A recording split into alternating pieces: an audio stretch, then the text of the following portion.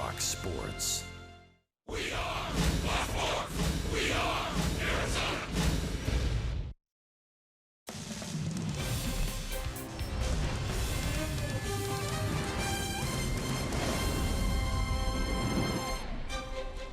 Getaway day in Denver with the D-backs looking to win yet another series against the Rockies. Last night already a memory, just 1 of 162. So here we are, still with a chance to take 2 of 3 before it's on to Atlanta. Join us for some afternoon D-backs baseball on Fox Sports Arizona.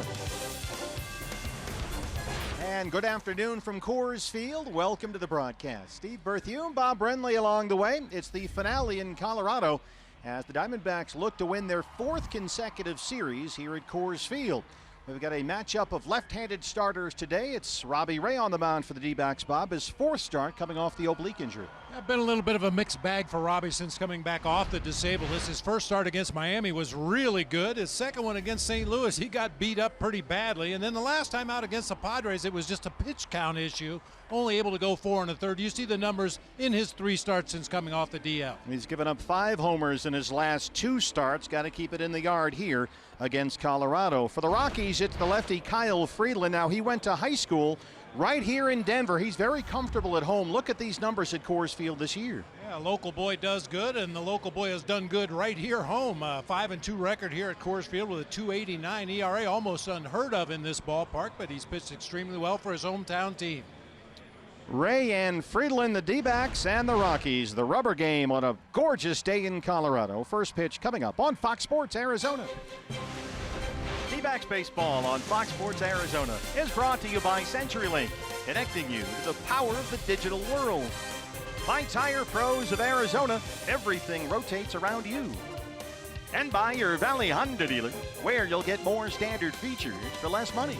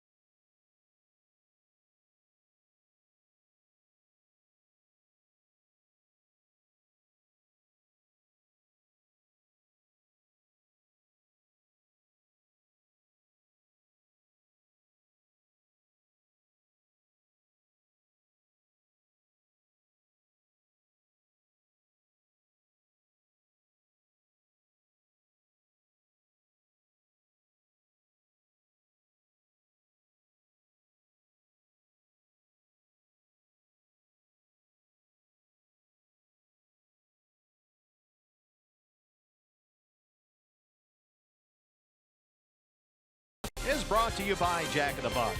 This season, D-backs home runs score free Jumbo Jacks only at Jack in the Box.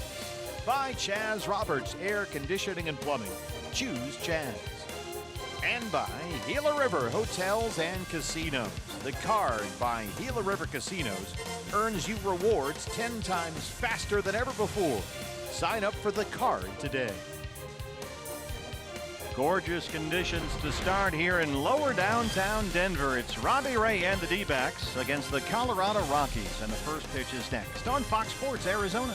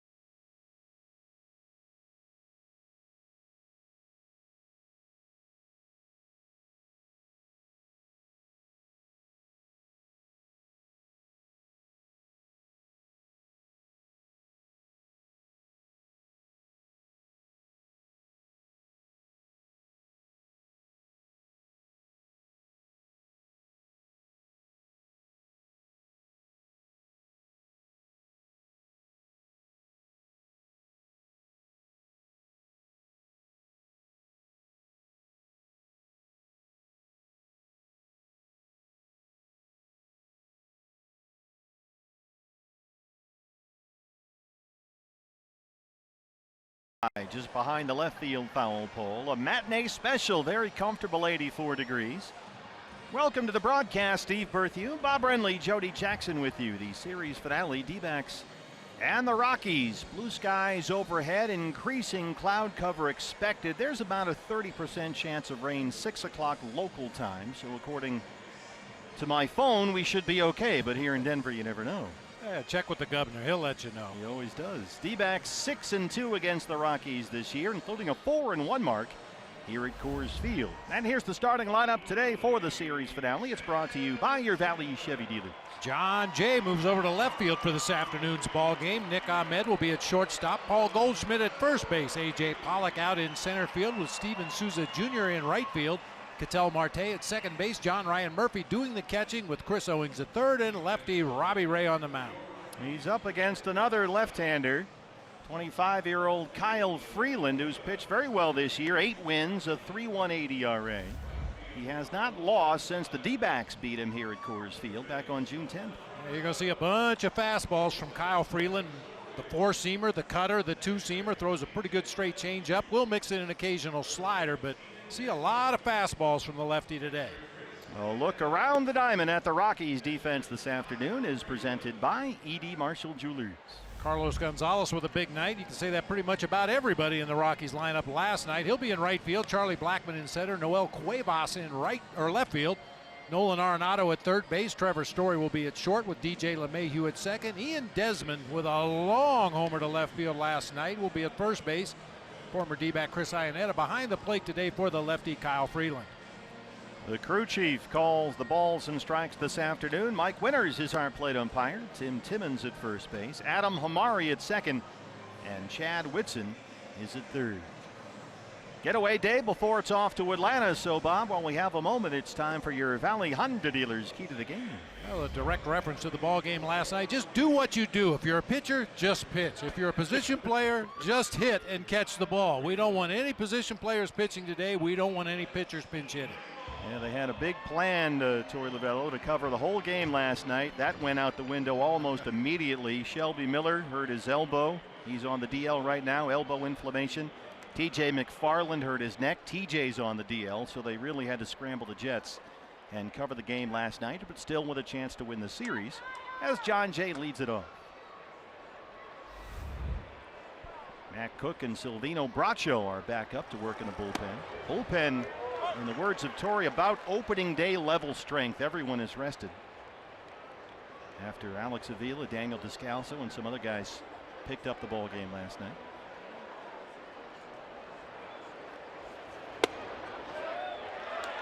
Fastball just off the plate. Mike Winters says strike two. That is the anti-Chad Whitson strike zone right there. Couldn't get anything on the edges of the strike zone last night.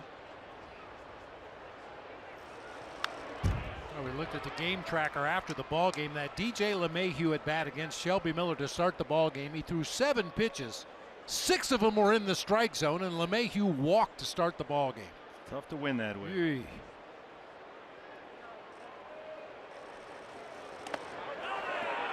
Guess what?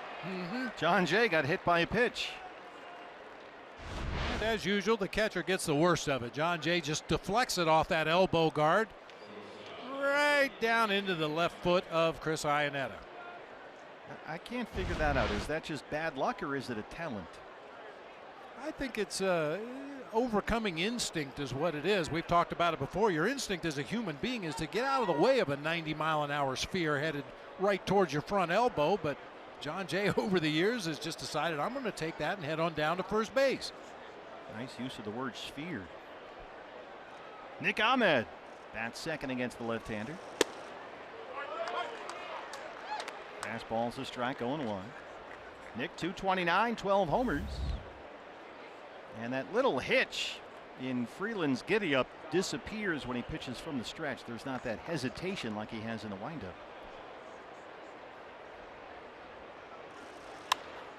This is sent out to right field. Cargo.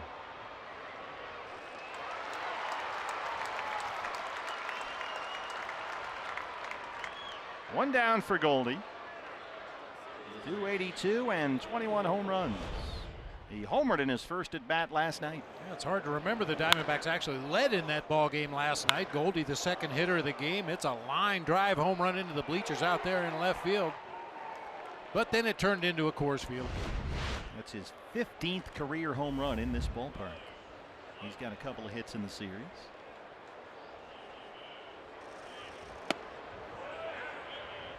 There's a rare breaking ball from Kyle Freeland. As you mentioned, Bob, he is pretty much all fastball changeup. He's got 3 different fastballs.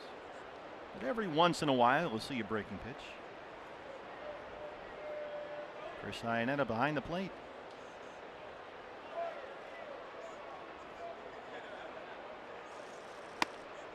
There's a fastball by him. It's 1-1.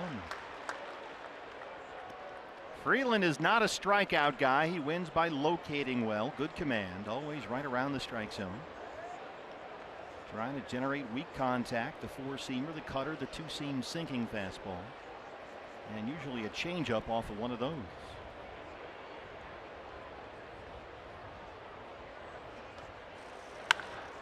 Goldie launches one high in the air down the left field line. Will it stay fair? It is foul. Just missed.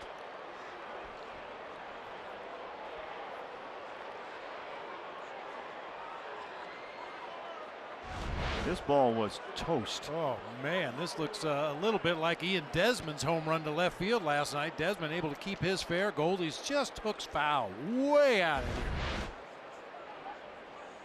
One more of those, please.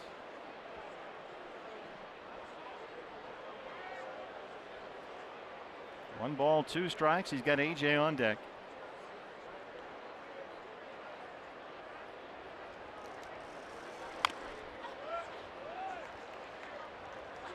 Boy, he's just been pounded in with fastballs for about 3 months now. Every time.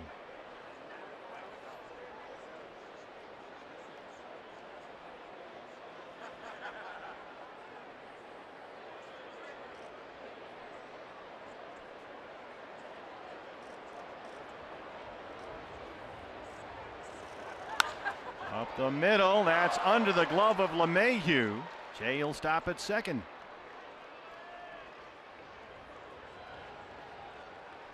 Goldie now with a 6-game hit streak. Tough to find holes in this Rockies infield defense, but Goldie bangs one back up the middle. You can see that LeMahieu is shaded a little bit up the middle of the field, but that topspin grounder shoots by him into center field for the first knock of the game. 2 on, 1 out for A.J. Pollock. 287 and 12 homers. A.J. homered here Tuesday night.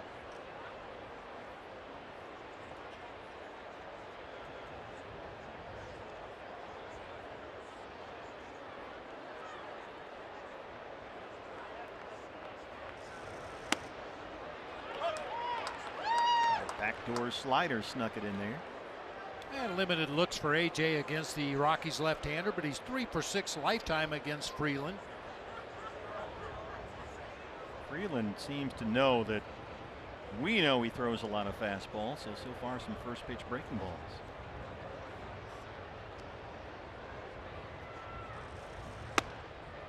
Fastball misses in, 1-1. StatCast powered by AWS.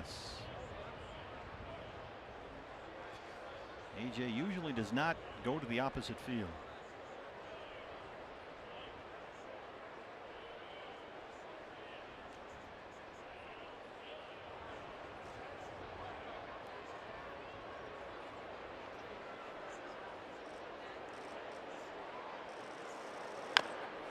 One is fouled off. That was the changeup from Freeland. So he's trying to mix things up here first time through. We talk about it all the time when you're facing an opponent for the second or third or fourth time of this season. You go back and look at previous starts. How did I attack the team then? What are they expecting me to do today? And try to come up with a game plan that will stifle that opposing offense. It looks like today Freeland's going to show some more off-speed stuff, at least early in the ball game. We'll see if he sticks with it. Well, he's gone to 2 strikes on 3 of the first 4 D-back hitters. Here's the 1-2 to Pollock. Freeland beaten by the D-backs June 10th here. In that start, he allowed 4 runs, 4 hits in 6. He walked 4, but did have 8 strikeouts. He is unbeaten in 5 starts since.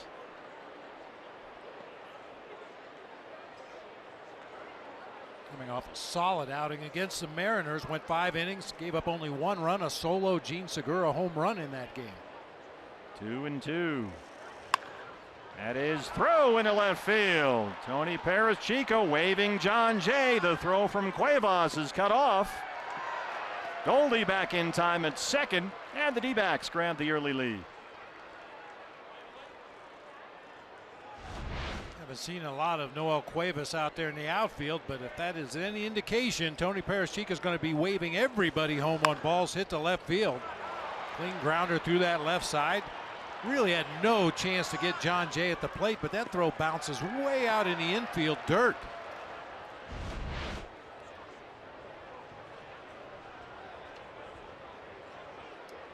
And the D-backs have scored 1 run in the first inning at all 3 games. Still counting here today, Steven Souza Jr. There's that 2-seamer. Souza's bat showing signs of coming around. He doubled and walked twice here Tuesday night.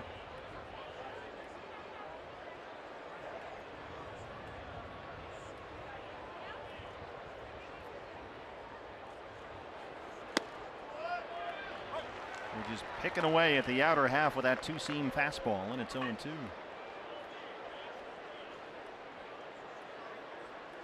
And you may ask yourself, how can a guy pitch mostly with a fastball in the big leagues and get hitters out? Well, you've just seen it right there. A couple of 2-seamers away, tailing off the outside corner. If he wanted to, he could come back inside with a cutter right now. Right back away again that time. Looked like a changeup. Yeah, he's got good command usually, and he can get away with it living on the edges like that. Generates a lot of weak contact that way. I mean, Bartolo Colon has done it for 83 years, just Yes. throwing sinkers, cutters, and 4-seamers. Goldie at second, AJ at first. 1 out, a run is in.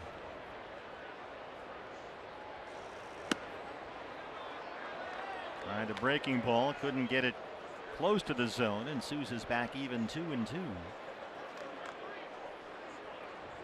Ketel Marte at second base today on deck.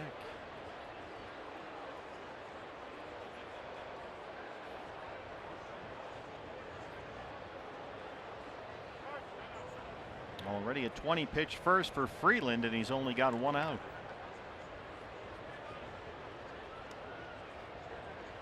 Well, I think that'll be a key for Robbie when he takes the mound in the bottom half of this first inning to try to get through the inning without throwing 25 or 30 pitches. Nice quick 1, 2, 3, 13 pitches, something like that would be just what the doctor ordered.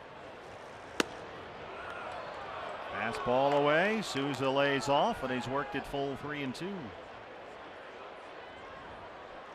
I mean, lately it seems like every first inning of the ball game goes just like this. Right. Both the top and the bottom half of the inning. Both starters really having trouble establishing a strike zone. And the D-backs can't find a starter who can even complete the requisite 5 innings lately. Full count, 3-2. Here it is. This is out to Gonzalez in right field. Everybody stays put, 2 down.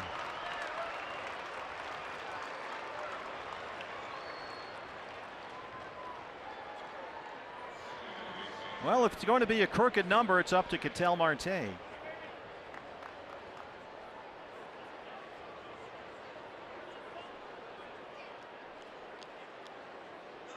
Iannetta wants a mound visit here. Mike Winters jots that down on his notepad.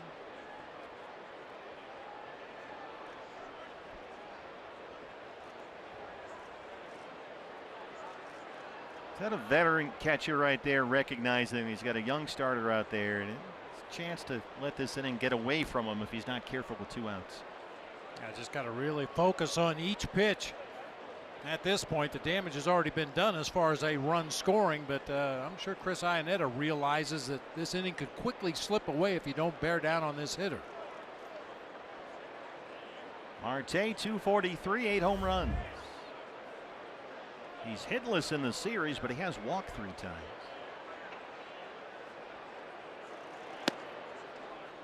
And again, there's a changeup. He's tried curveballs, sliders, changeups on the first pitch of these at-bats.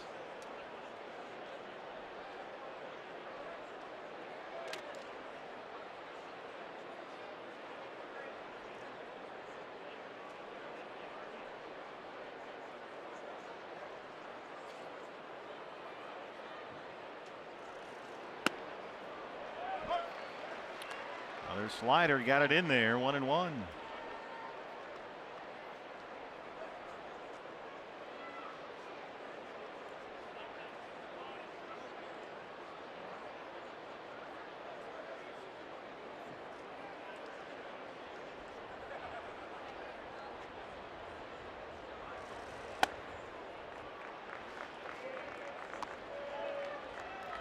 Pitch counts going up, 25. This is a guy who has been remarkably efficient as of late, Kyle Freeland. He almost regularly completes 7 full innings.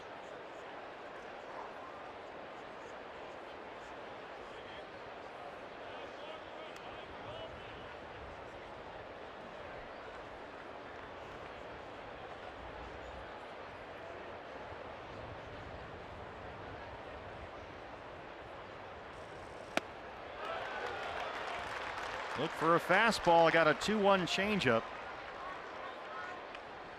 Well, this is completely out of character for Kyle Freeland. And like I said, maybe it's just the first inning. Maybe he just wants to show the Diamondbacks that he has secondary pitches and he will use them and then go to the fastball for the rest of the ball game. But very unusual to see this kind of attack. 2 strike counts on 5 of the first 6 he's faced.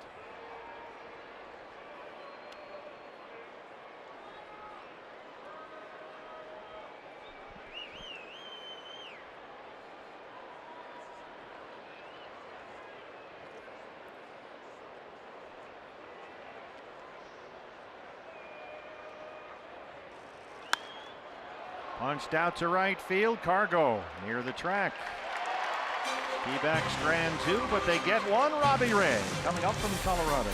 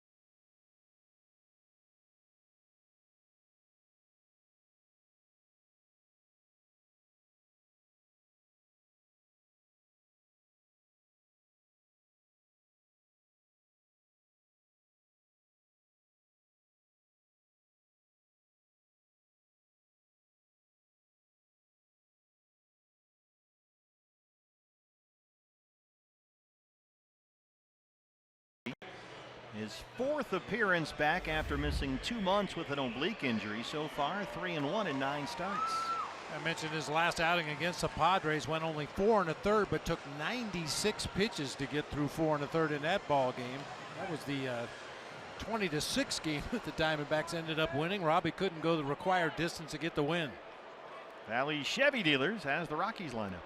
LeMahieu will lead it off at second base. Charlie Blackmon out in center field. Nolan Arenado at third. Trevor Story at short. Ian Desmond will be at first base. Carlos Gonzalez busy in right field in that first inning. Chris Iannetta doing the catching. Noel Cuevas in left field, and Kyle Freeland, the lefty, on the mound. LeMahieu, 4 hits in this series. He's doubled twice and scored 5 times. From the leadoff spot, LeMahieu scored 4 times in the first 4 innings last night. Hard to ask for much more than that from your leadoff guy. Robbie ahead quickly, 0-2.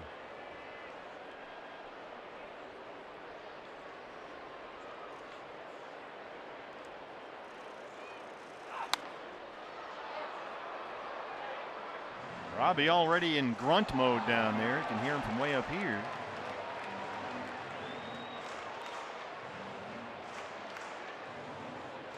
I think Robbie's probably learned his lesson pitching in this ballpark. You don't ease into the game at Coors Field. You better hit the ground running in that first inning.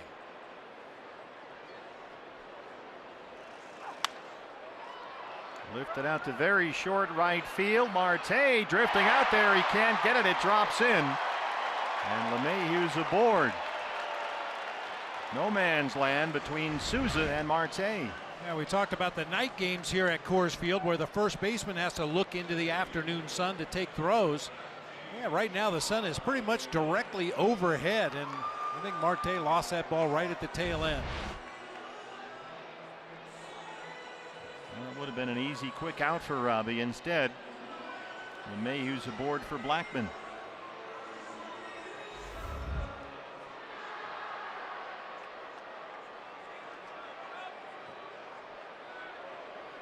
.284, 18 home runs.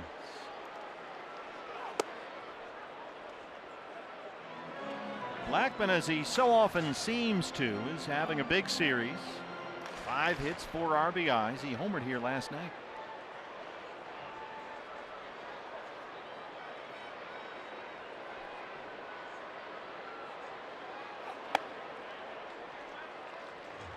Hard slider way upstairs, and it's 2-0. I was a little surprised to look at the stat sheet today and see that Charlie Blackmon against Robbie Ray, 15 for 30 lifetime. Ouch. 4 homers. It's tough to figure.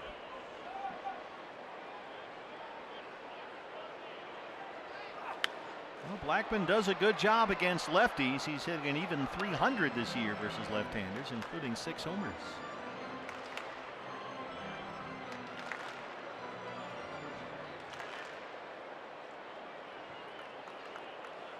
He homered last night off Jorge De La Rosa, the lefty. 2 balls and 1 strike.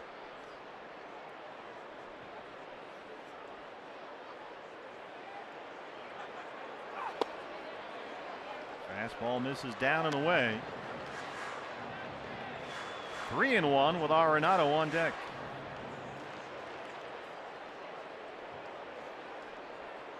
Which, like that leadoff walk to LeMahieu last night, that first guy should have been retired. He wasn't. Suddenly it's 3-1 on the number 2 guy. Arenado's next.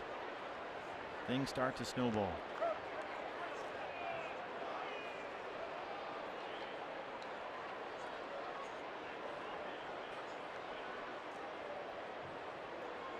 Those are the kind of things as a pitcher you really have to find a way to just let them roll off your back. There's nothing you can do about it.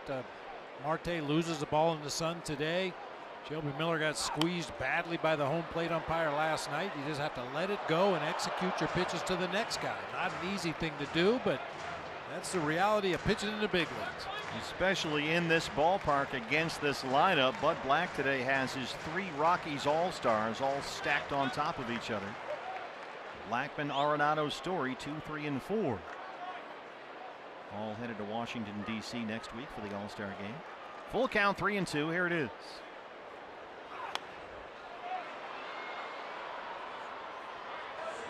And you think about all the planning that goes into Torey Lovello's lineups for the 3 games here in Colorado and the days after a trip to Colorado to make sure guys get the appropriate rest so they don't get fatigued. But then you look at this Rockies lineup and Bud Black runs the same guys out there on a regular basis. Occasionally sitting par against lefties, getting Cuevas in there. Reaches down and taps it up the middle. They do finally get LeMahieu after he avoided the tag by Nick Ahmed. Blackman is aboard at first.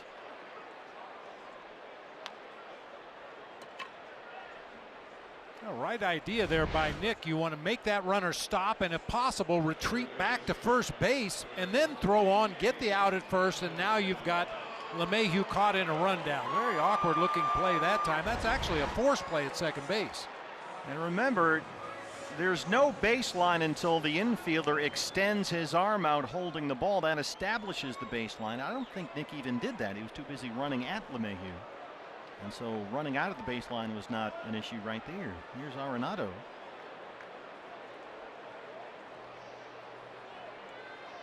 Hitting .312. He leads the Rockies in homers and RBIs. He's second in the league in OPS. It's one of those odd plays where, as I said, I think Nick did exactly the right thing. You run at LeMahieu, try to get him to stop, or if possible, go back toward first base, deliver the ball to Goldie in time to get the out at the first, and ideally it turns into a rundown double play. And your job as the runner, if you're LeMahieu, is not to let that happen. Occasionally you'll see a runner lay down in the baseline to force that defender to bend over and apply the tag, allowing the batter to reach first base safely. That was a tough one for Nick. Hit very slowly up the middle. Robbie ahead of Arenado 0-1.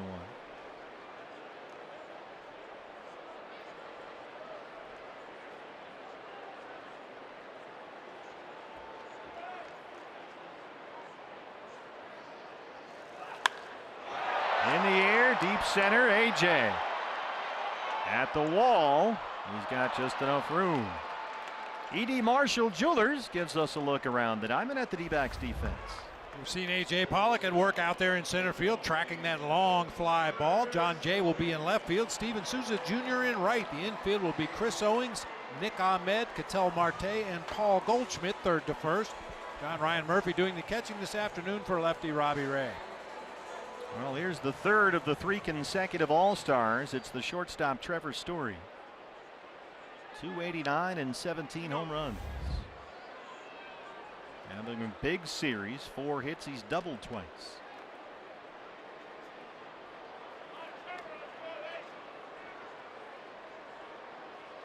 Two outs, Blackman at first.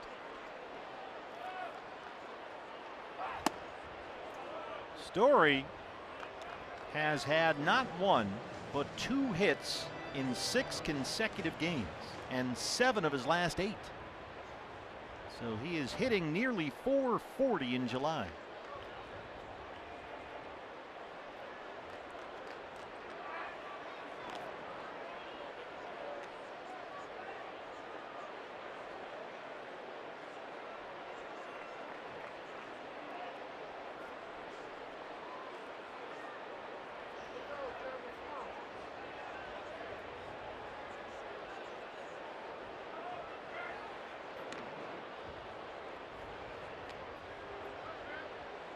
Blackman doesn't run nearly as often as he used to, but he does have 5 stolen bases this year.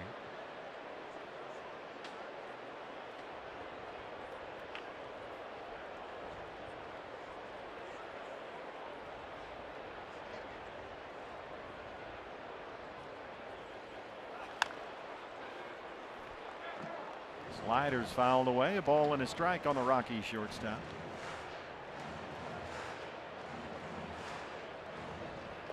Rockies 4th in the NL West, but only 3.5 games behind the D-backs division lead.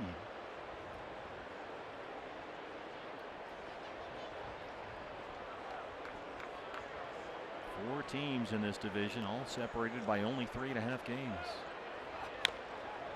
1-2. Went with another slider that time. Giants are off. They host Oakland starting tomorrow night. Dodgers are at San Diego later tonight.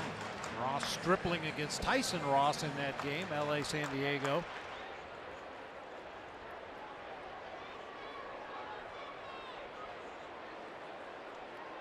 One ball and 2 strikes.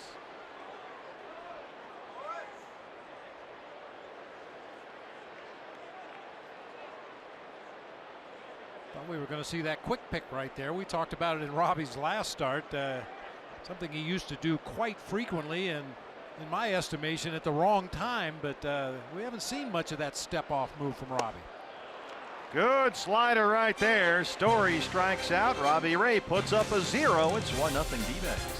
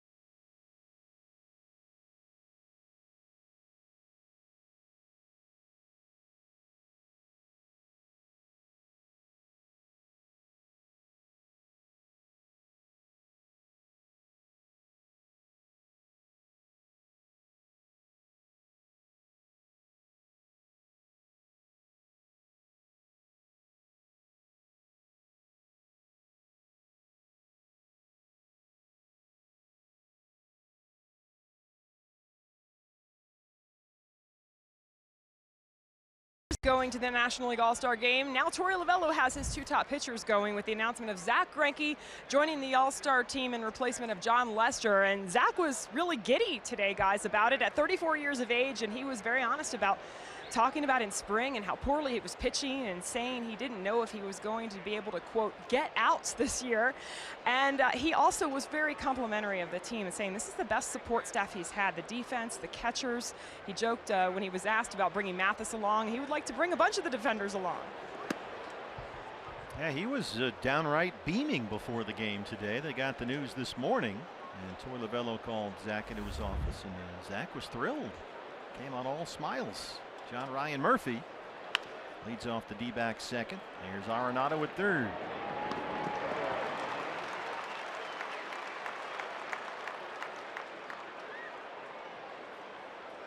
Well, Zach mentioned Gerard Dyson and David Peralta, taking them along for some of the plays that they've made in the outfield behind him.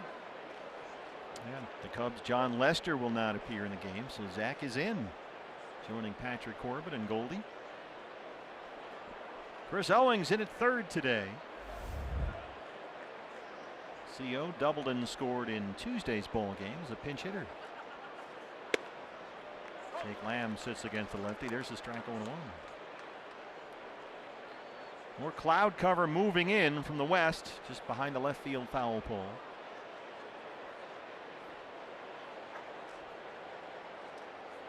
That is supposed to increase as the afternoon wears on. You never know around here. No.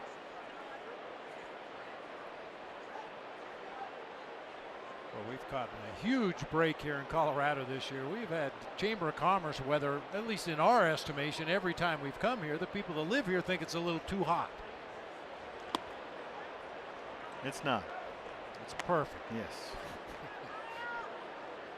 When it gets to 116, then we'll talk.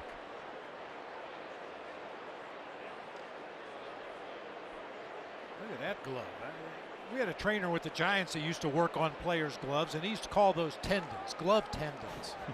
If you let the laces get a little bit too long. Just over the glove of Story at shortstop. A 1-out single for CO.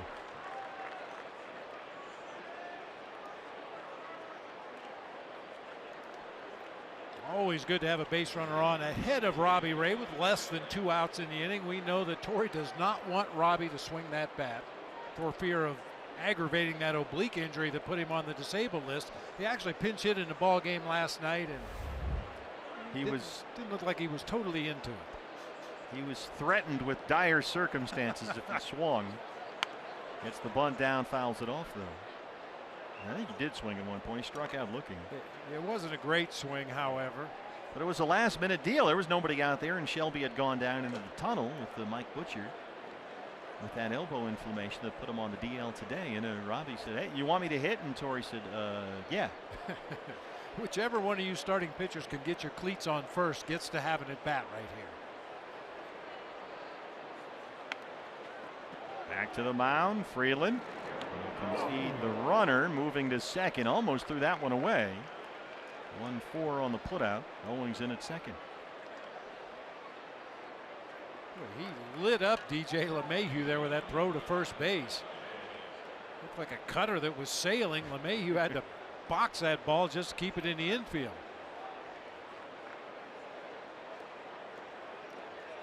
So a chance for John Jay. He was hit by a pitch and scored to lead off the ball game. Talking with Torrey before the game today, I said, how big of a fire drill was that for you last night? We got the whole thing mapped out. Okay, Shelby's going to give us about 100 pitches, and then we've got Jorge for 50 or so, TJ for 30. We're covered, man. We're golden. And then, boom, the whole thing blew up after 2 innings. And they were really, he and Jerry Nair and Mike Butcher were scrambling to figure out how are we going to navigate the rest of this game. And they did a wonderful job, and the bullpen is fully rested for tonight. Well, last night was an extreme case, but that happens quite often here at Coors Field. I've talked about it in the past. We used to always carry an extra pitcher coming into Coors Field just in case. This is deep to center. Blackman backing up. He's got room on the track, and he's got it.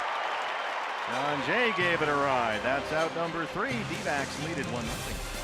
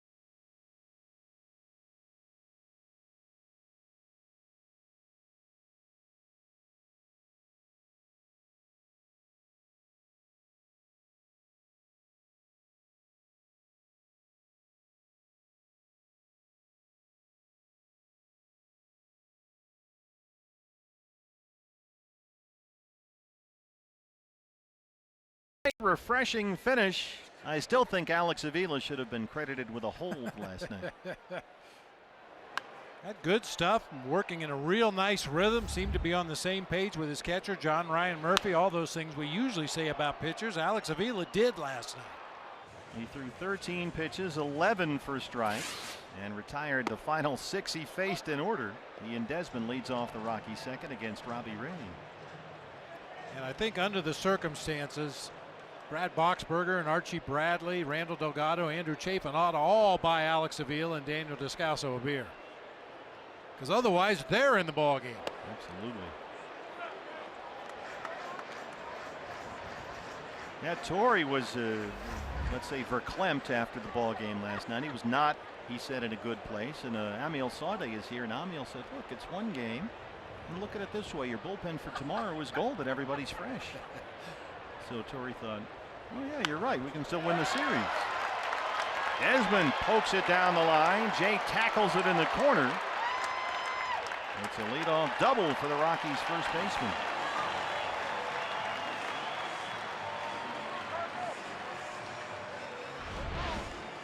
Yeah, Desmond's starting to swing the bat a little better recently. That's going to make this Rockies lineup even more dangerous and longer. Long home run to left field last night. Smoked that ball down into the corner for a leadoff double here in the second. It's been a tough tenure for Desmond so far, a year and a half in Colorado, but you're right, he's starting to finally hit. Launched a long home run here last night. Cargo had 2, now up to 10 on the year. Homered twice and drove in 6 last night. He also scored 4 times. D-backs have the shift on, a high slider. Gonzalez's 2 home runs last night, his first multi-homer game since last September, which coincidentally, not ironically, was also against the D-backs. He's another guy that surprisingly has good numbers against Robbie Ray. 7 for 17 lifetime. That was the homer against Descalso to straightaway center in the ball game last night. Shift is on against Cargo.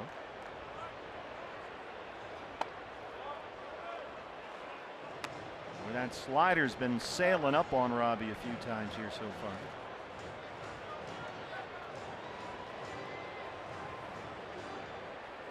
Here's a look at the D-back defense.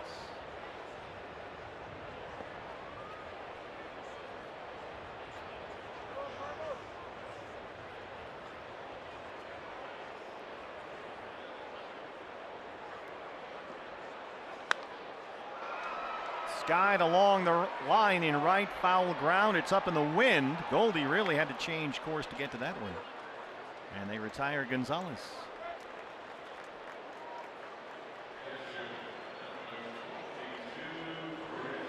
There's Chris Iannetta. Not that it makes any difference whatsoever here at Coors Field, but the wind seems to be blowing straight in today. Last night it was blowing straight out to center field most of the evening. This afternoon it's blowing straight in. Really played some tricks on that pop up to Goldie. Yeah, it's picked up now as these clouds move in as well.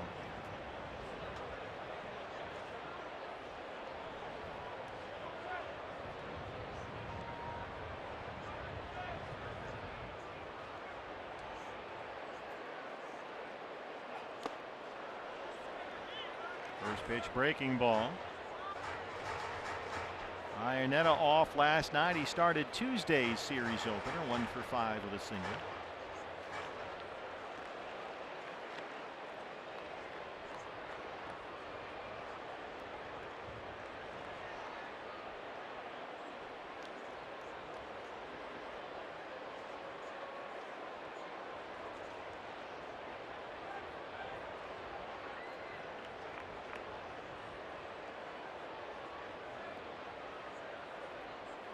Robbie has admitted he's probably been pressing a little bit more than he should be this year. Trying to get on track in April, then come back after missing 2 months following the oblique injury. Trying a little bit too hard.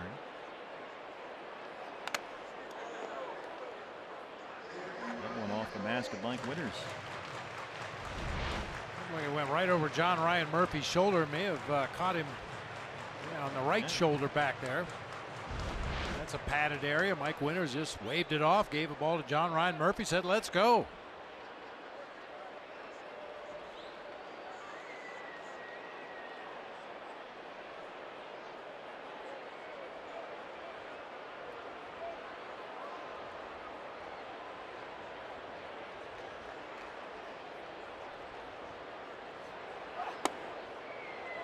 In with a fastball, 1-2.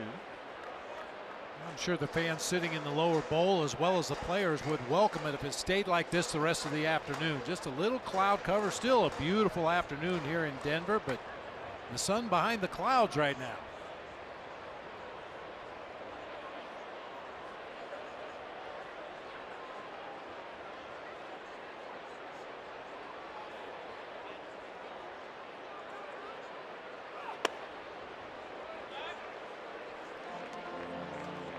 Robbie doing a good job getting that fastball into righties. That's been a bit of an issue lately. That fastball often sails up arm side. But it looks like he's getting it in there a little bit better today. Cuevas on deck.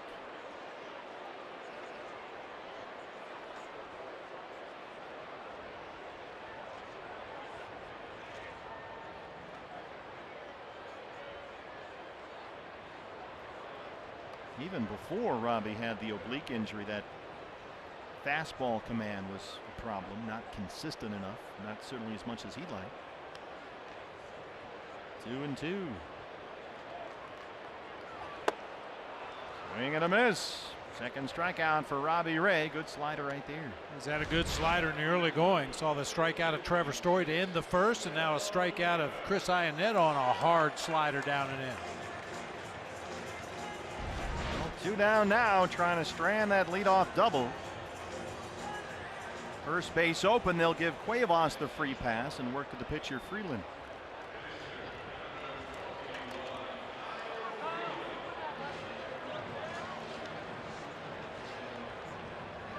Two on and 2 out.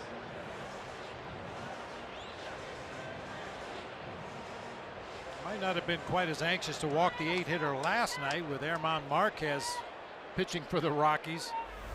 2 hits in the game, scored 2 runs, drove in 2, including a home run in the 5th inning.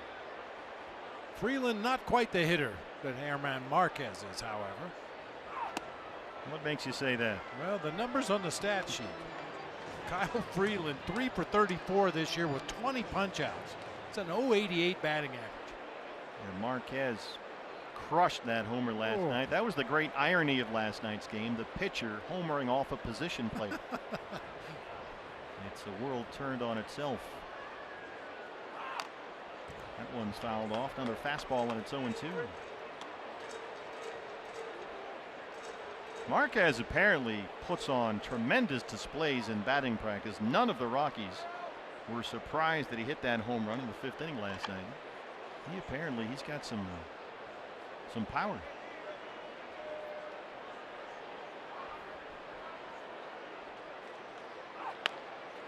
There's a tapper to second. Ketel Marte is there, and Robbie Ray strands that leadoff double by Desmond. It stays 1-0 defense.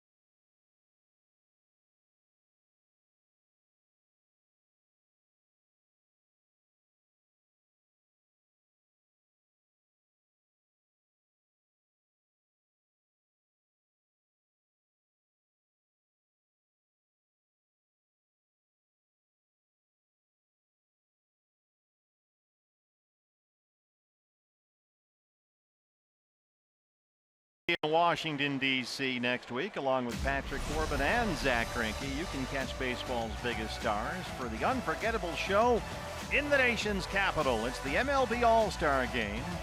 Coming up Tuesday, July 17th, only on Fox. You can also stream it live on the Fox Sports app. Zach Greinke named this morning to replace John Lester on the National League All-Star roster. Nolan Arenado, Charlie Blackmon, Trevor Story all going to represent the Rockies. Nick Ahmed leads off the third against lefty Kyle Freeland. D-backs a 1-0 lead. A.J. Pollock an RBI single in the first.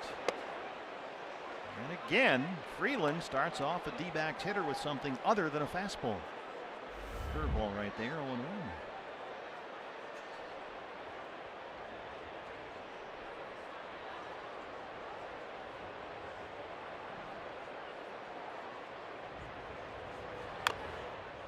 Now that Freeland is back working from the windup, he's got that pause hesitation move going. Ahead of Ahmed 0-2.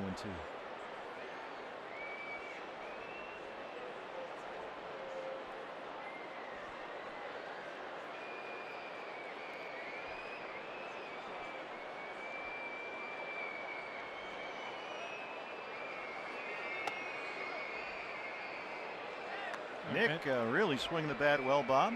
Yeah, especially against lefties. That's why he's up in that 2 spot against left-handed pitching. It's worked out extremely well for the D-backs offense. 40 pitches, 27 strikes for Freeland. I was going to say, even though Kyle Freeland is a local boy, went to Thomas Jefferson High School, was a first-round pick in the 2014 draft, 8th overall. He makes his home in Scottsdale, Arizona. He's no dummy. None of us are.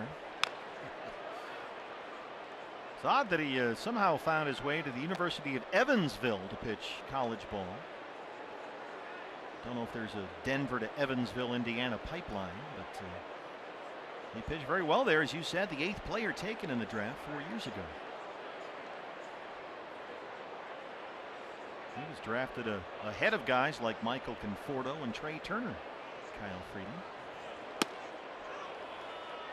keeps trying to backdoor that slider. He's starting to miss with it a little more often. It's full 3-2. Goldie on deck.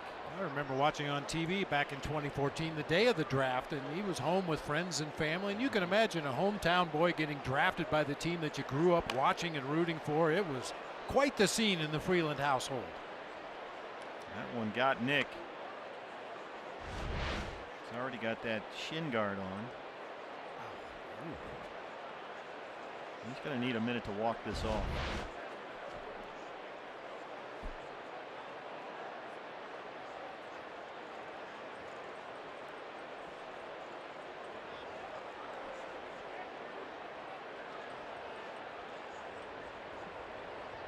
Make it go away.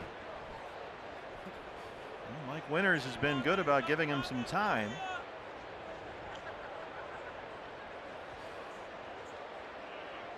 I think even home plate umpires and the opposing catcher, they understand when a guy's really been clipped. I mean, sometimes a guy will foul a ball off his foot and okay, that should take about 30 seconds. Get back in the box. Let's go. But they've been hit by enough foul balls that they understand that sometimes it gets you pretty good and it takes a little bit longer to walk it off. Freeland came in there. We talked about how he commands the ball around the edges. We've seen him sort of pick away at the outside part of the zone against righties with 2 seamers and sliders. He comes into righties with that fastball. Coming in again here.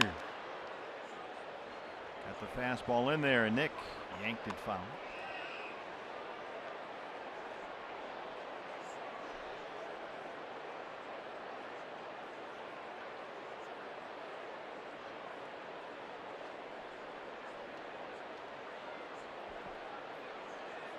This is a guy who's been very efficient. D-backs making him throw some pitches here so far.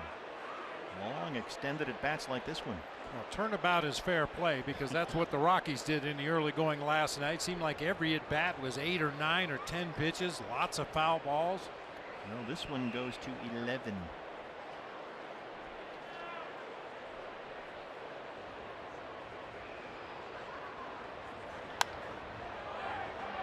Boy, that wind is still swirling. It's really coming in now from left field, left and left center.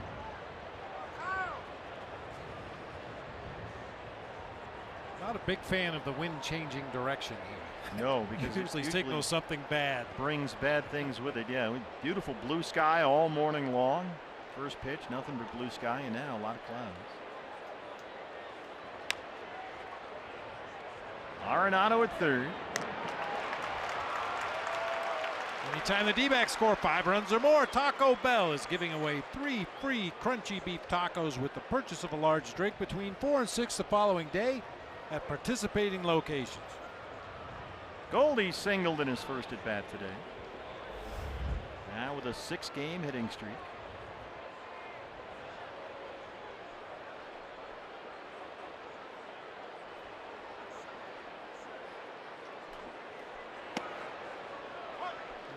And again, just picking away at that outside corner with a curveball. Got the call for Mike Winters.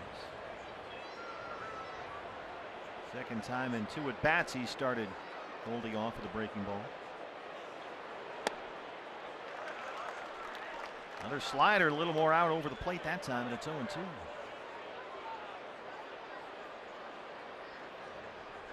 Recently against Paul Goldschmidt, we've seen fastballs in right here. When a Rocky pitcher gets ahead in the count, they've usually been buzzing him inside with hard fastballs.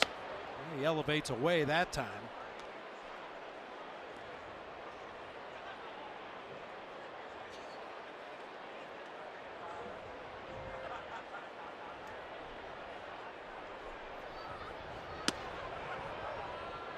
Another slider. He's really going to that pitch a lot here.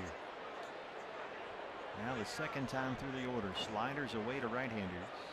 AJ on deck.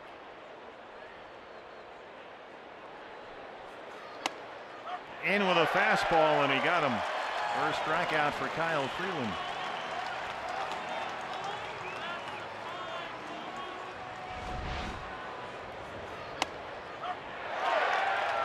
A real nice job by Chris Iannetta that time. Get his glove outside of the baseball so he was moving back toward the middle of the plate as he caught that pitch. Made it look a little better than it really was. AJ an RBI single in the first. The game's only run so far. Wind is really picking up right now. That one trickles foul.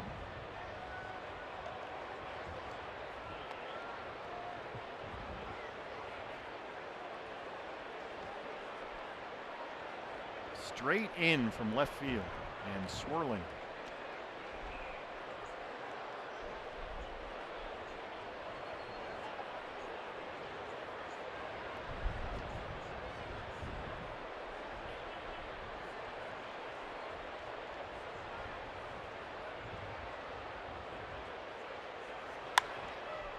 In the air to right for Gonzalez. Freeland has retired 5 in a row, but the D-backs hold a 1-0 lead.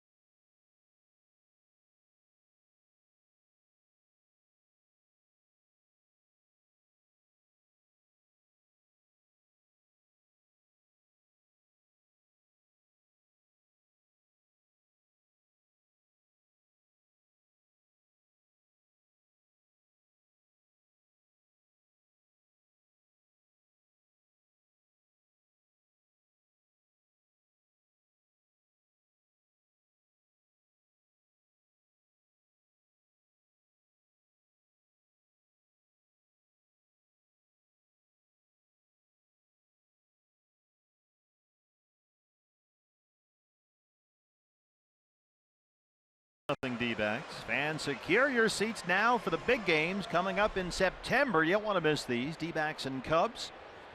Rockies and the Dodgers. Get your tickets now at dbacks.com. It'll be a big month at the ballpark.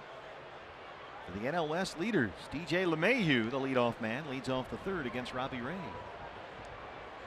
He singled his first time up. A ball that dropped in between Marte and Souza in short right field.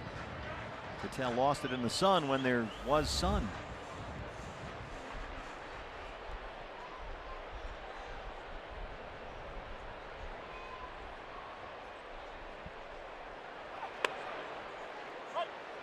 Boy, the fastball velocity today so far from Robbie has been outstanding. He's sitting at 94. We've regularly seen 96.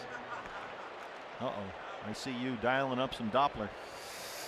Hey. This place. Hit I it don't know this how they way. do it. It was gorgeous all day long. Center field for AJ. The golden rule always is, and it almost always comes true. Whatever the weather is on the walk from the hotel, it will be the complete opposite by the time the game starts. Yeah, even if it means bringing a jacket when it's 98 degrees outside the hotel when you leave. Oh, I won't need this. It's beautiful out there. Not so much. Charlie Blackmon.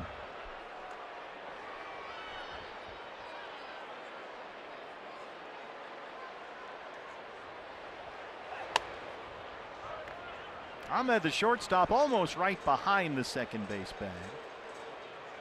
Marte at second, back in the outfield grass.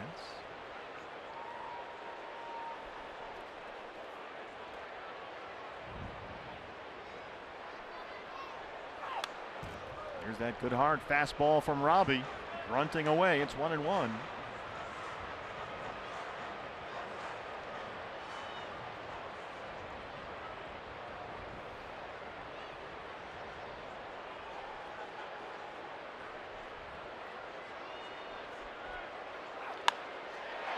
Right to Cattell Marte at second. One thing that Mike Butcher and Robbie Ray have been working on mechanically is trying to sync up his arms and his legs. And he became convinced his hands were coming straight up too quickly and getting out ahead of his legs. So the upper half was ahead of the lower half and things got out of whack. So as you watch Robbie, see if the arms, that glove, comes up in sync with the legs, that front leg which lifts up. Here's Arenado.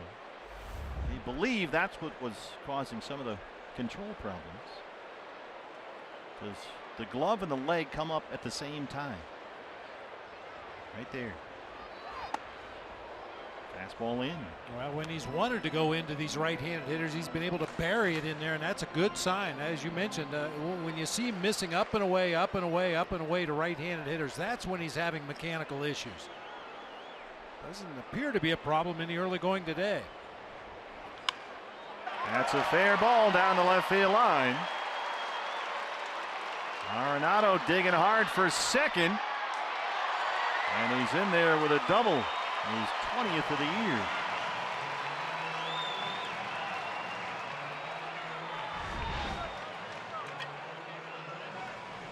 I've described Arenado in the past as being hungry to hit. He looks like he wants to take a bite out of that pitch when it comes up there into the hitting zone. Rip that one down in the left field corner for a 2-out double.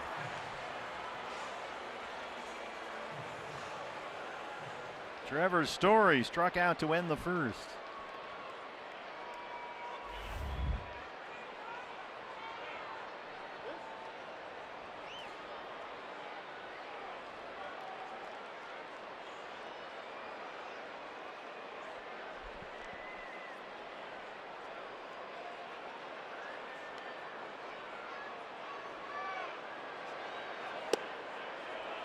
Good slider, but just missed. Story lays off 1-0.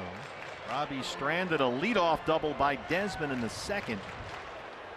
And now in the third, trying to leave Arenado at second base with 2 outs. 40 pitches, 29 strikes.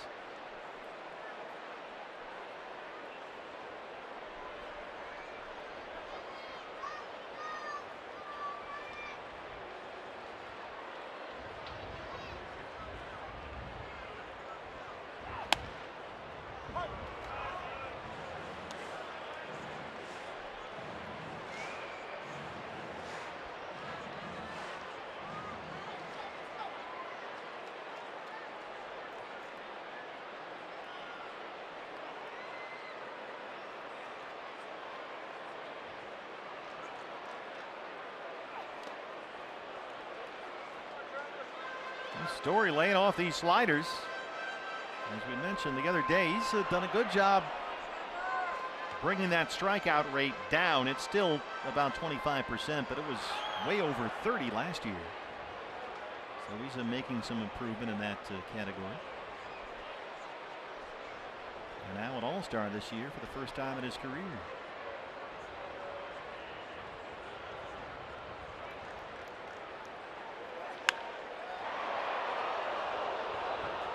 Maybe things were just a little too easy for Trevor Story when he got his major league career started. He was hitting a home run every night, sometimes 2 a night. Probably thought to himself, boy, is this easy. And then the league adjusted to him and he struggled for a while, but now much better at pitch recognition and understanding what he can hit and what he can't hit. A first-round pick by the Rockies back in 2011 out of high school in Irving, Texas. 2-2.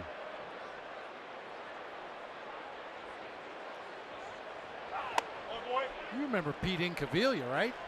Who could forget? Yeah, Inky out of Oklahoma State, and when he was drafted and took a look around, he says, geez, I'll hit 35 home runs up here by accident. Well, not quite that easy, Pete. I mean, he turned into a real good home run hitter over the course of his career, but he had a lot of struggles early on. Long-time Texas Ranger. Full count, 3-2.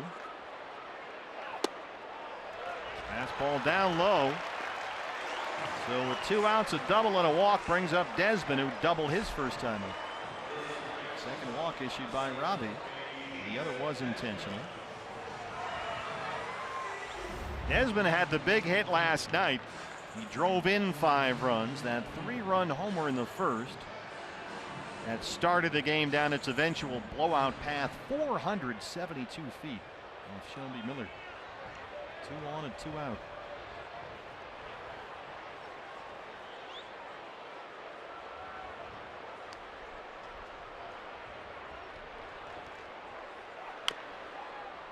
Stories or Desmond's homer almost went into Todd Helton's hamburger stand out there behind left field.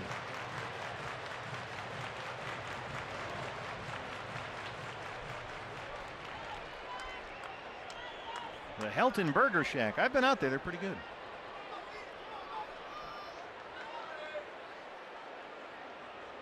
I'm surprised you never opened up a food stand. BB's Pizza Stand. How come that hasn't happened? Eat up all the profits. Well, that's a good point. You have to be able to sell some of your product to make money. Boss is here. Make some extra pizzas.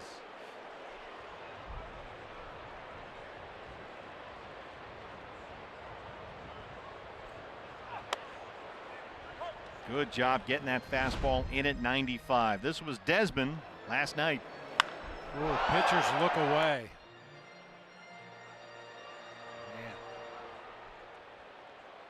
I mean, humidor or no humidor, that's a long home run. That was out on the concourse and then ricocheted back into the bleachers. 472. Robbie ahead 0-2. I will say that the longest home run I ever saw hit in this ballpark in person didn't count. It was in batting practice. Barry Bonds with the Giants back when they used to have the bleachers up in the upper deck in right field where the rooftop is now. Well, you recall they had that purple stripe at exactly 1 mile of elevation. Yeah, it's still there, only it's more off to the right. Well, Barry hit one up near the stripe in the 3rd deck out there in right field during batting practice against a coach throwing 60 miles an hour. That was scary. Yeah, the stripe actually is right where you stand in front of that rooftop out there. They've done a wonderful job with that area here. There's a couple of rows of purple seats way off behind the right field foul pole, and they used to extend out to all that. There's the purple. Yeah, there you see that row of seats that used to extend all the way across the upper deck in right field. They've taken a lot of those seats out to put in the rooftop deck out there. And so now when you stand there on that area, you've got some counter space. You are literally standing exactly 1 mile high. It's a great view from up there. 2 balls, 2 strikes. 2 on and 2 out. Pitch number 50 from Robbie Ray on the way.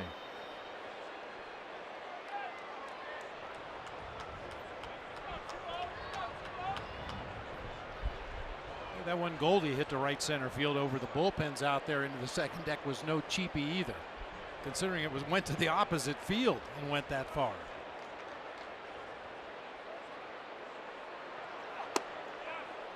Boy, got that fastball in there again. A little too far in. Desmond laid off, and now it's full 3-2. 50 pitches for Robbie, 33 strikes. Cargo would be next. He's gone full on the last two Colorado hitters.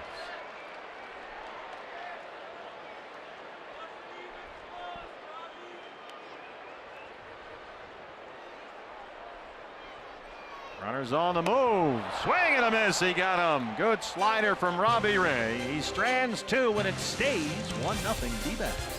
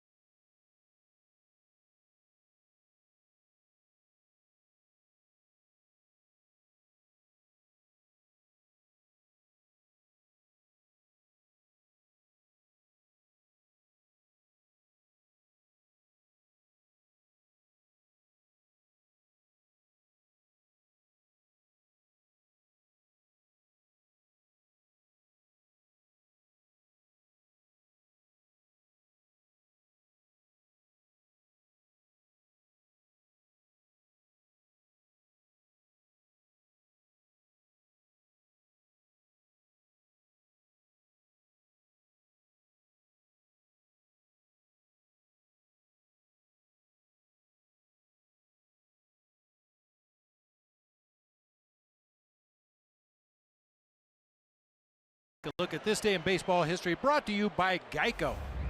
We go back to the 1995 season in a scene reminiscent of the olden days. David Segui and Mark Grace had to share a glove at first base. The Cubs were in Montreal playing against the Expos, and Gracie's equipment somehow did not make it to Montreal, so he had to share a glove with David Segui, the first baseman for the Expos that day.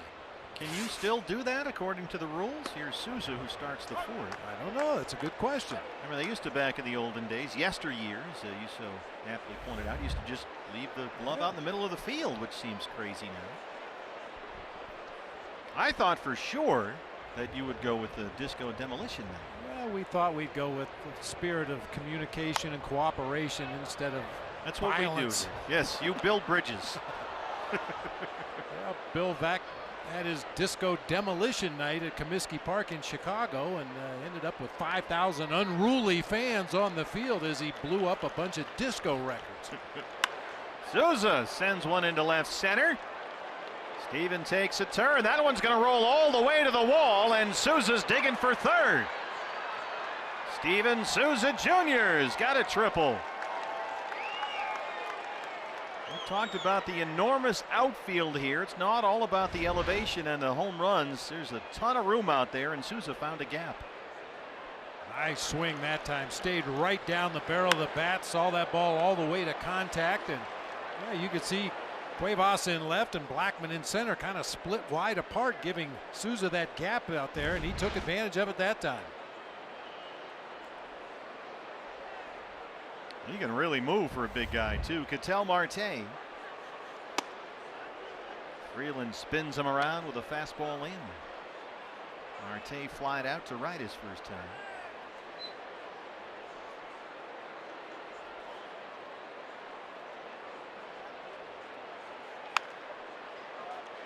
Just foul at third. Boy, Arenado almost threw it right into Souza's chest. I was watching Steven Souza get out of the way of the ground ball and then duck as Arenado went into foul territory and fired that throw across the diamond. He almost got hit twice. Got out of the way of the ground ball and then look out. Oh, my. Wow, that's frightening. Woo. We talked about this yesterday. Those are the types of throws that Arenado practices before every game. Thanks for not killing me. Yeah, please. 2-1.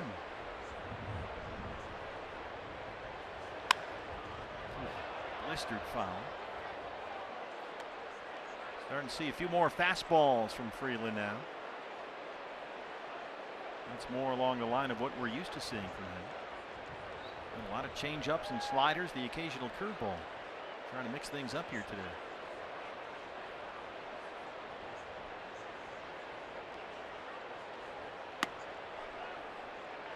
That was the change-up. Really lost the handle on it that time, and it's full 3-2. Murphy on deck.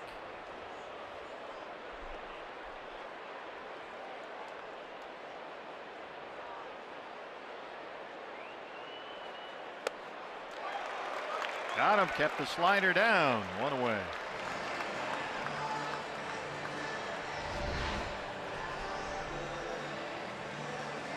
This is a really surprising outing as far as the sequencing of pitches and the pitches that he's been using. We've talked about Kyle Freeland all afternoon being a fastball guy. Throws 3 different fastballs, rarely throws anything else.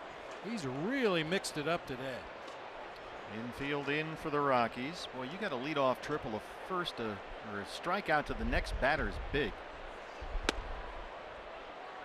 Fastball away, miss. 1-0. Murphy grounded out his first time.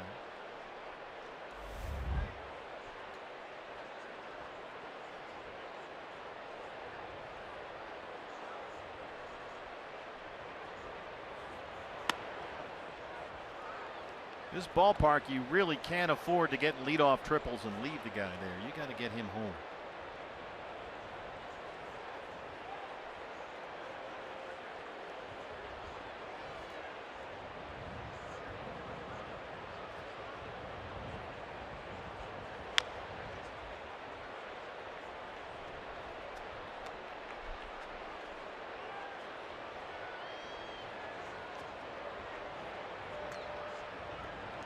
Diamondbacks have not done a good job in this series with runners in scoring position. Tuesday they were 1 for 10. Last night 1 for 5. So far today 1 for 5.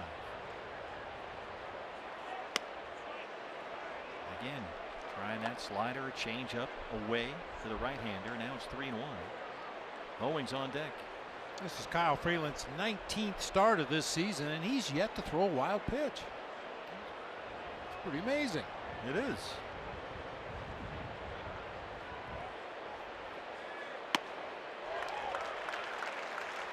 And part of that could be the fact that before today, Kyle Freeland has been a fastball pitcher, and that's the pitch you would like to think a guy can command the best.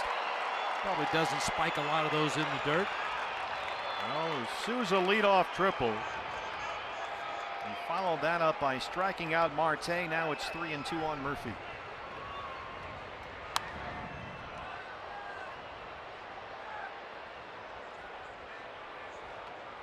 Left that changeup up.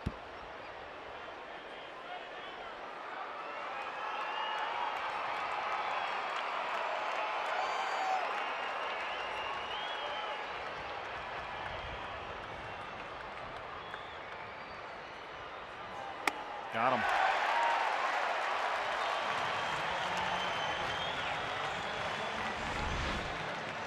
It's been a little bit of a slog recently for John Ryan Murphy, swinging through a lot of fastballs up in the zone that earlier in the year he either hit hard to left field, flied out to the warning track, or occasionally hit it up in the seats. Yeah, there's a bit of a regression to the mean there. He'll walk Owings, who singled his first time and worked to Robbie Ray. That's the first walk issued by Freeland today.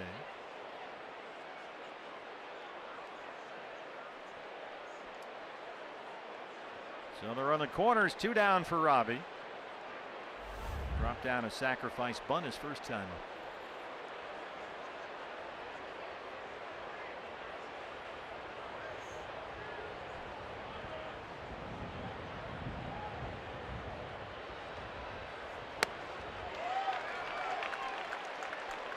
87 on that slider. Might see a couple more of those in this at bat. Kyle Freeland with that runner at third base, 1 out away from escaping what appeared to be a big inning for the Diamondbacks. The slider, that one a little bit of a hanger right in the middle of the plate.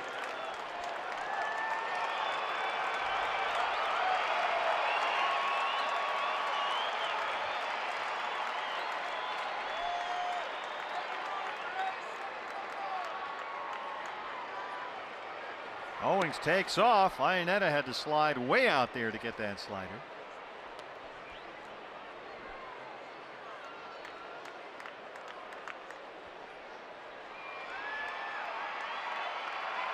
One ball and 2 strikes. Second and third, 2 outs.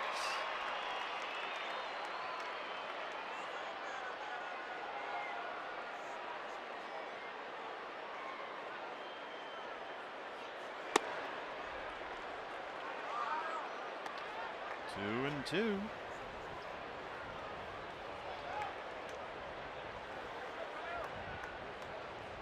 Leadoff man John Jay on deck.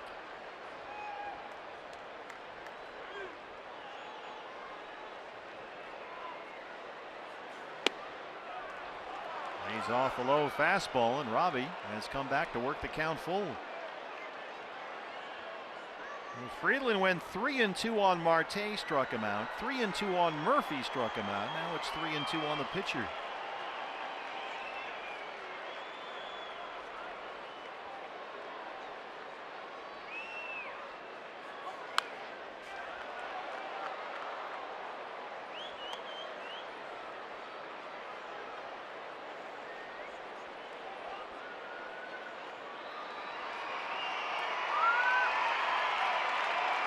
Approaching 80 pitches through 4.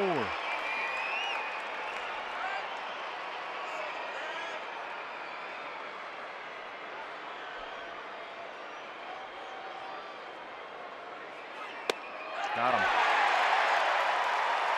Oh, leadoff triple dies at third. It stays 1-0.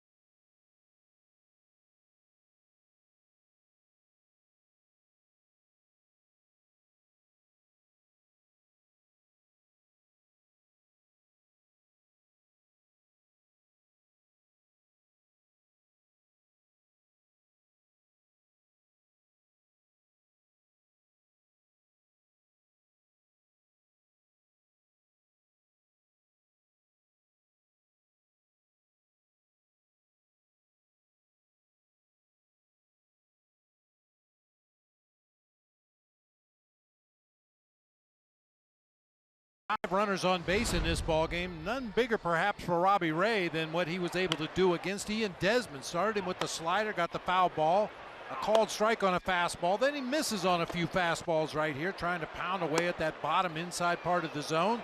Ends up getting him with another 84-mile-an-hour slider below the bottom of the zone. Our Nationwide Vision eye on the game. Big at bat in the game for the Rockies. And you know, Bob, Robbie has done an excellent job today getting that fastball into right-hand batters, and it seems to be making that slider much more effective. He's got 7 of his 9 outs with the slider so far.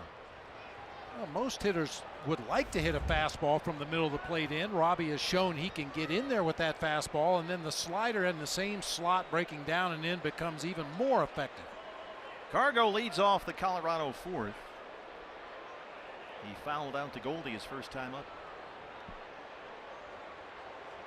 Now the Diamondbacks have the shift on. Cargo sees a lot of these overshifts against him, more than 60% of the time he's up there. And he does not try to purposely hit the ball to the left side because he says most of the time you're going to be out, you're not going to square the ball up. So he just tries to hit it hard anywhere he can.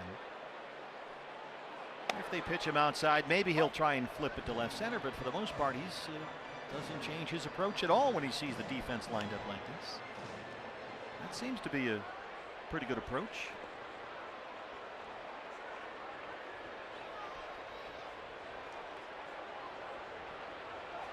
And much like Jake Lamb, who faces a similar defensive alignment just about every at bat he has, occasionally you cue one off the end of the bat or get jammed and hit a little dribbler to the left side that goes for a base hit. We've seen Jake do that a few times this year. I know Cargo's had a few of those. Yeah, if you adjust, I'm guessing that shifting can get into your head a little bit. There's a nice front door slider in there for strike two. Boy, Robbie Bob has looked really, really solid here today. Clearly coming a long way from his last two starts.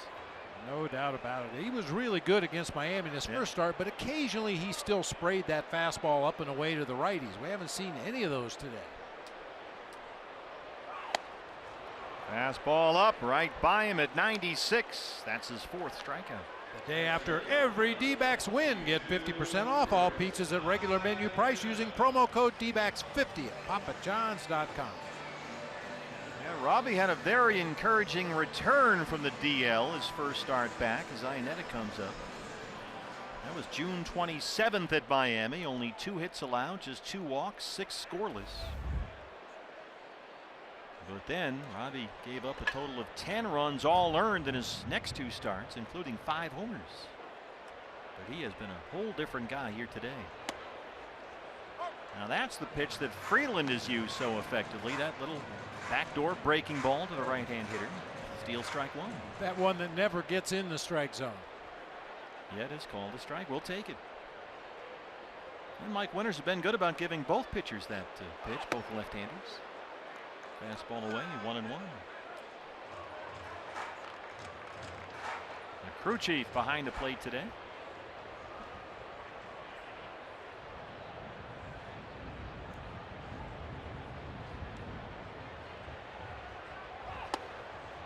Look at that, 96 right in on the hands. Robbie didn't get the call. He's not thrilled, but he put that in a really good spot.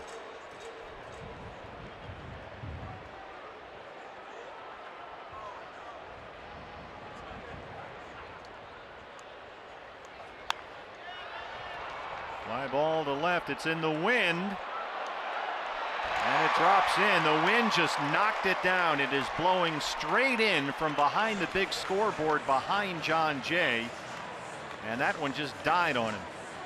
And once again, because it's Coors Field, you've got to play deep, respecting the fact that the ball might carry a long way. And little pop-ups like this just get pushed back toward the infield. Nobody can even get close to that little blooper.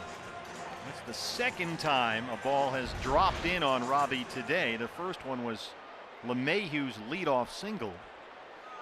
That was in the first. Now Iannetta in the fourth. Here's Cuevas. Walked intentionally his first time.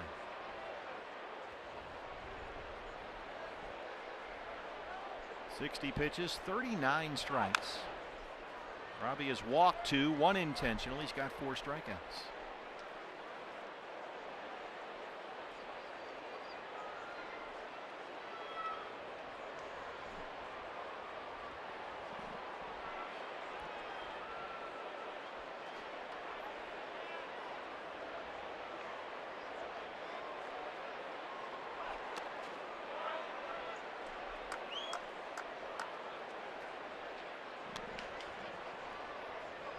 Cuevas hasn't hit much lately, 185 in his last dozen games. 26-year-old rookie. We saw him get the start in right field in Tuesday's series opener. He's out there in left field today. Parra sits against the lefty.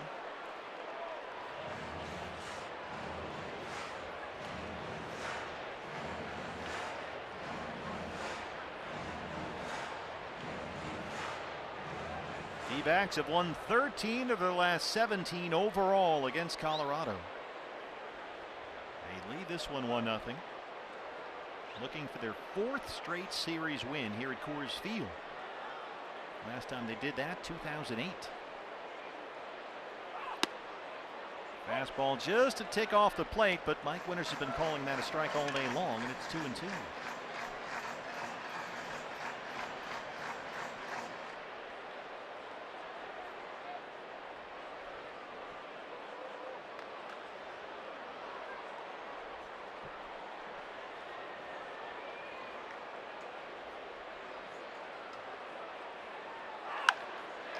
Center field, AJ. Right there. 2 down for the pitcher, Freeland.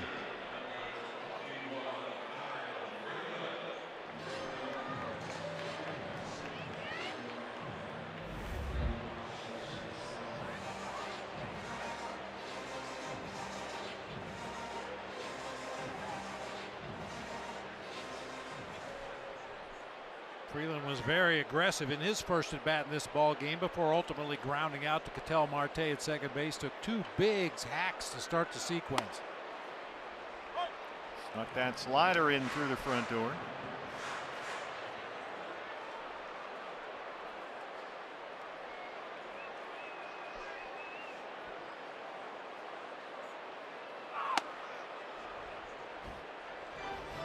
Boy, he is really grunting full volume. 0-2. Yeah, it seems like the louder he grunts, the harder he throws. Velocity has really held steady throughout this game. Waves at a slider. Murphy finishes Robbie's 5th strikeout. He's through 4 with a 1-0 lead.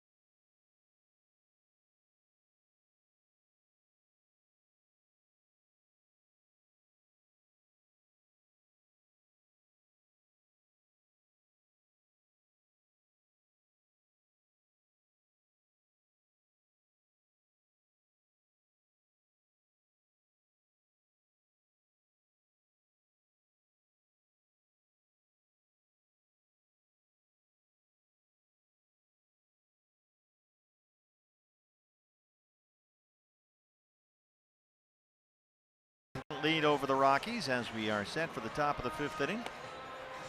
Valley Toyota Dealers presents Let's Go Places. Some of us are off to Atlanta for the final series of the season's first half. 3 at SunTrust Park. Beautiful brand new ballpark opened up last year for the Braves.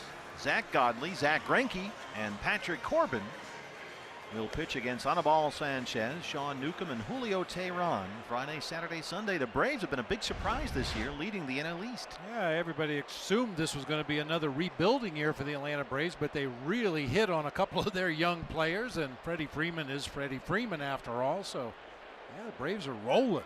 And I thought it was big of you to arrange a private jet for Gonzo to fly in and to do that series, as you call it, an early All-Star break. Well, the least I could do.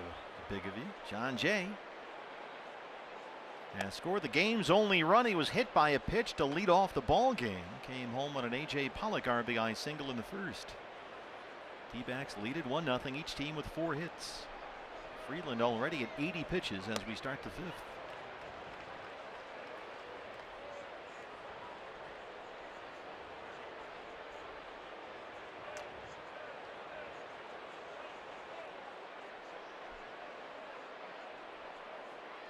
This is unusual for Kyle Freeland because he's a guy that usually pitches to contact. He gets quick out, so he can be very efficient.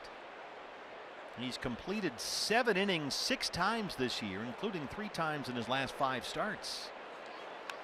But he's right around about a 20 pitch per inning pace. So he might not make it to 7 here today.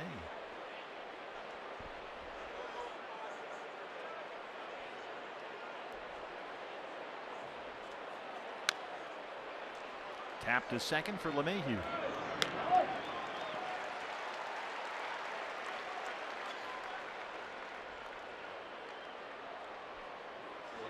Nick Ahmed 0 for 2. He's flied out, grounded out. Yeah, Freeland had 5 starts in the month of June. Each time he went over 100 pitches. All 5 starts. A high of 107. That's his high on the season.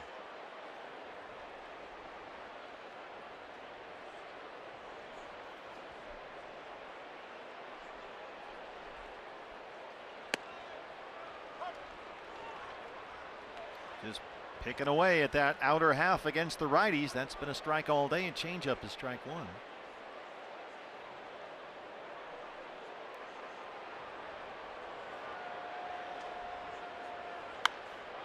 Center field, Blackman backing up, and that one is off the wall. Nick Ahmed in at second with his 19th double. We hit that same ball last night. It's probably out of here, but with that stiff wind blowing straight in from center, kind of knocked this one down a little bit. As it is, Nick rockets it over the head of Charlie Blackman. It's about halfway up the wall out there near the 415 mark. Boy, Nick in his last 13 games now 8 extra base hits. He's really starting to barrel it up. Well, they could not get Souza home from third in the 4th after a leadoff triple. We'll see how they do in the 5th with Ahmed's 1-out double. Here's Goldie. He has singled and struck out.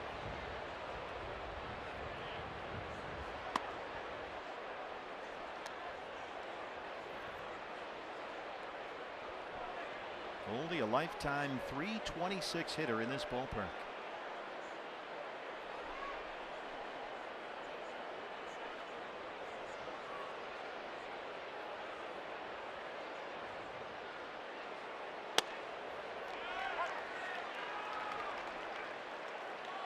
Freeland keeps leaving that changeup up, and he keeps getting away with it. Left that one in a bad spot. Sooner or later, somebody's going to tattoo one of those.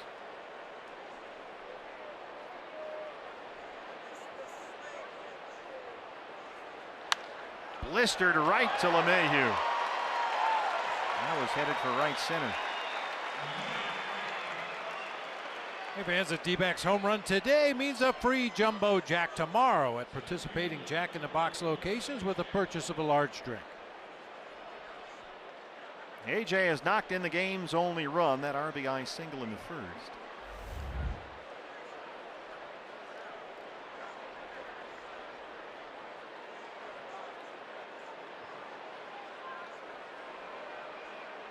Runners in scoring position. The Diamondbacks have really failed in that regard in this series. They cannot get runners home.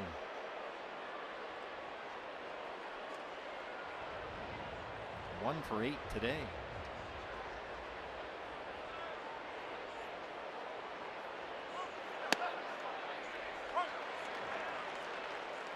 Good changeup that time, 0-1.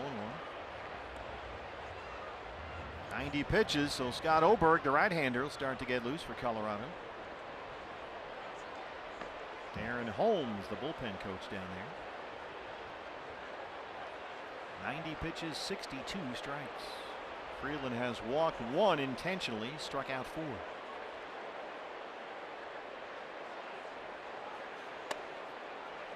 This is upstairs, and it's 1-1.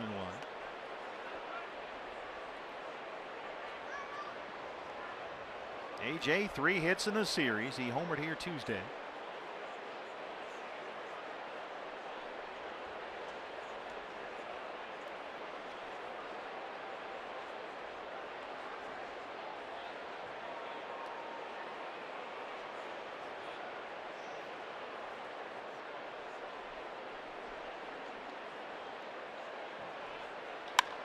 Fly ball, left field, can it make it through that wind?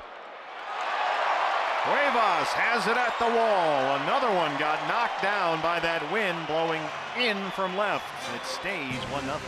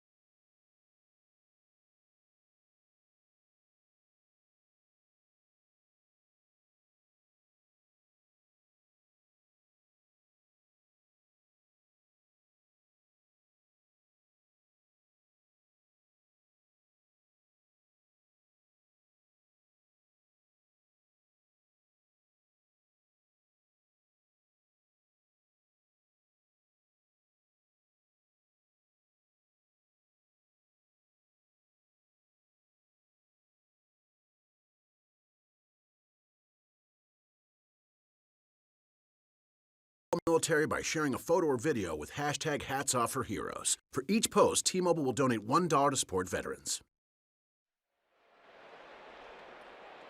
Still a 1-0 lead for the Diamondbacks. A.J. Pollock, that one sure looked like it was headed out of here, but the wind knocked it down.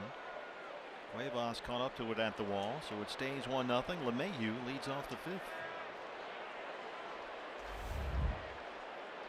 Great outing so far for Robbie Ray. 68 total pitches, 44 for strikes. Slider has been especially effective. He's thrown 28 of them, 21 for strikes. Wow. At 6-0-2 counts in the ball game. From first pitch strike to 10 of 19 hitters now.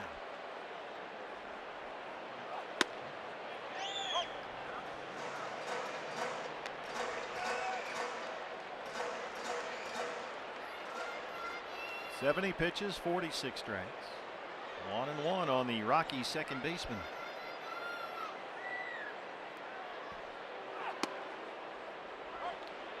Well, you might as well live out there against these righties because Mike Winters is going to give you just about everything.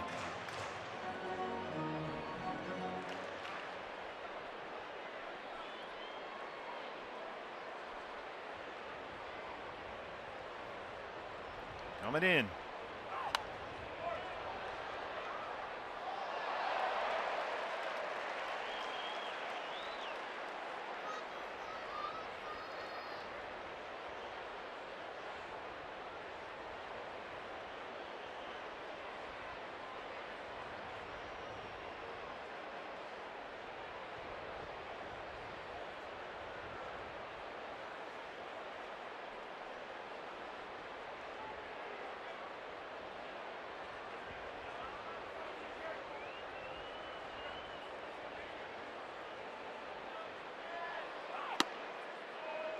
A little too far out there that time, and it's 2-2. LeMahieu's battled injury this year. Blackman on deck. He was out at the end of April with a right hamstring strain. Missed several more weeks with a left thumb sprain. So his numbers are down a bit this year. Won a National League batting title 2 years ago, hit .348. Full count, 3-2.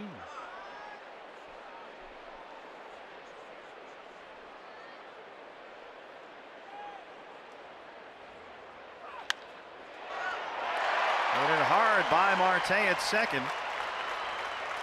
And a leadoff single. 5th hit for Colorado.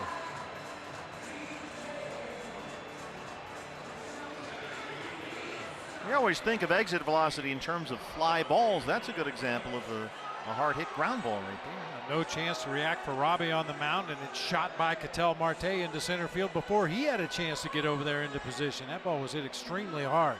108 miles an hour on the ground. Here's Blackman 0 for 2.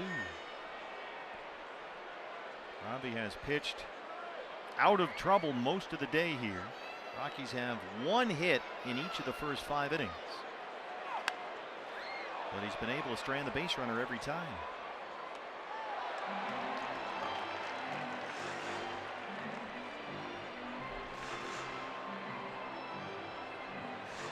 Always got to be careful with Blackman. He's homered in 4 of his last 7 games. Hit a home run here last night.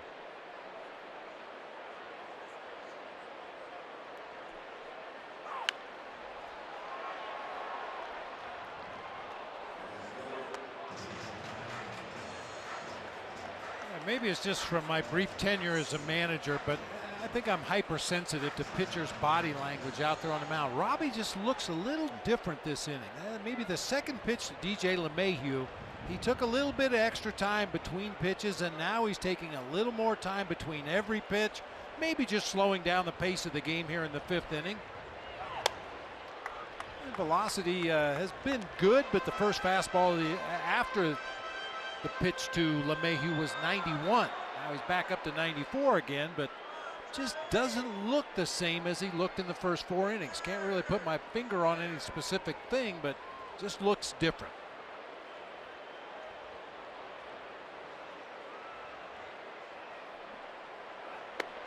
Good slider there, however. 6 strikeouts. Well, with Robbie, it's often an issue of tempo or pace out there, rhythm on the mound. And like I said, this could be by design. He was just powering his way through those first 4 innings of the ball game. Maybe wanted to slow down a little bit, maybe starting to feel some mile-high fatigue out there on the mound. He's working his way through the heads of state of this Colorado order, the 3 consecutive All-Stars. Blackman, Arenado, Story. Arenado doubled his last time up.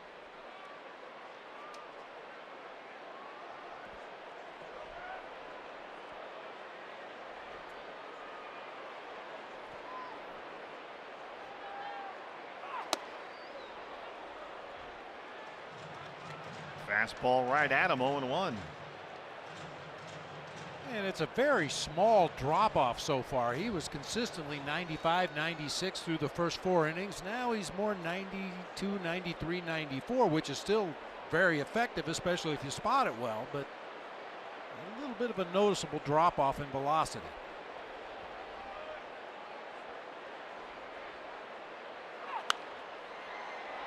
Another fastball down and away at 94.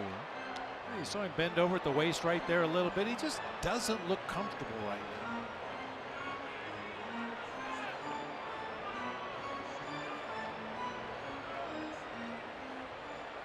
You know, and given all the short starts recently by D-back starting pitchers, he probably feels like he has to gut it out unless it's something really serious. The last 4 Diamondback starters have failed to complete 5 innings.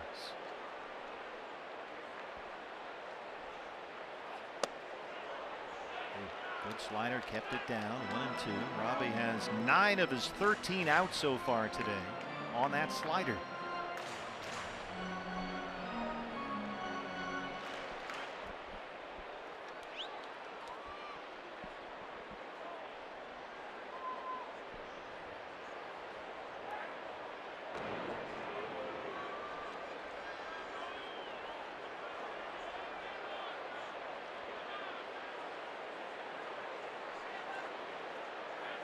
Arenado tied with Milwaukee's Jesus Aguilar for the National League home run lead. He's got 23. 1-2.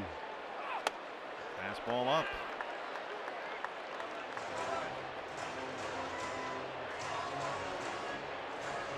We've seen sliders down, sliders away, fastballs up, fastballs in.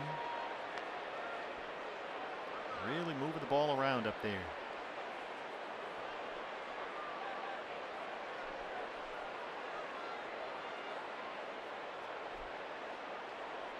Coming inside again.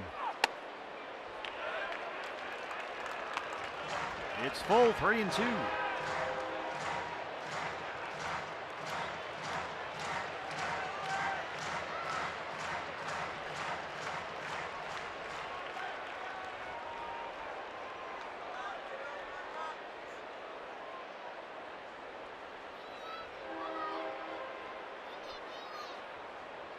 Got him. Good hard slider. 7 strikeouts for Robbie Ray. The sequence started with a fastball up in the zone at 93. Fastball away, fouled off, and he misses down low with a slider. Misses with a fastball up, another fastball up, and then finishes with that wicked slider at 84. Our nationwide vision eye on the game. Notice there were some more fastballs there across the top or above the top of the zone. Robbie has been able to drive the ball down into the zone pretty effectively this afternoon. Might have wanted to elevate that time to Nolan Arenado. Story has struck out and walked. Yeah, it's definitely starting to sail on him a little more often.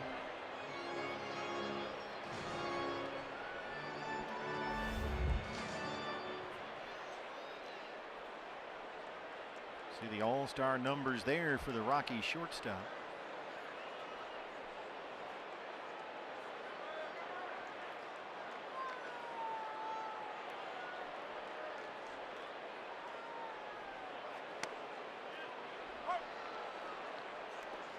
Kind of a little baby slider there compared to the one he's been throwing most of the day. It's that same strike call.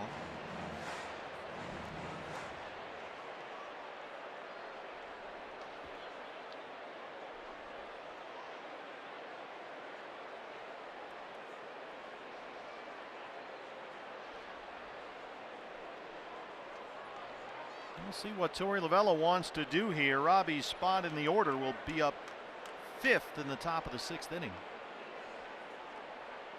Approaching 90 pitches for the ball game. Still 1-0. A.J. Pollock's RBI single in the first. The game's only run, each team with 5 hits.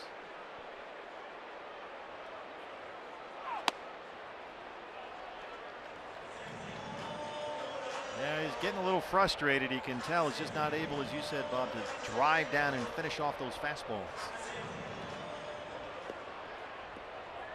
As I said, it could possibly be just fatigue. He's sneaking up on 100 pitches here. He's worked extremely hard through the first 4 2/3 innings of this ball game. Might just be a natural decrease in everything.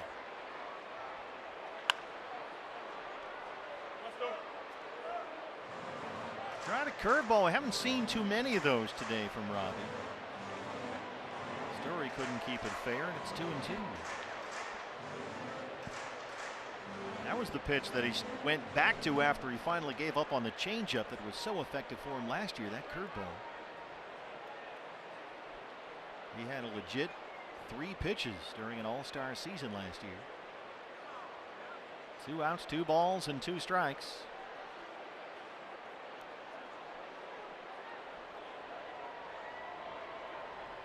Well, this would be enormous if you give up the leadoff single by LeMahieu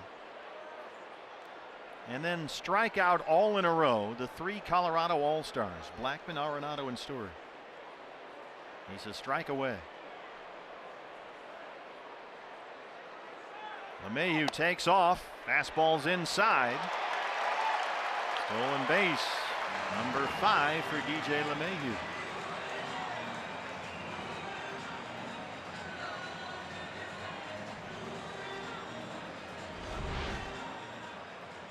LeMahieu doesn't run a lot. The Rockies as a team don't run a whole lot, but this would appear to be the right circumstances to try it. 2 outs in the inning.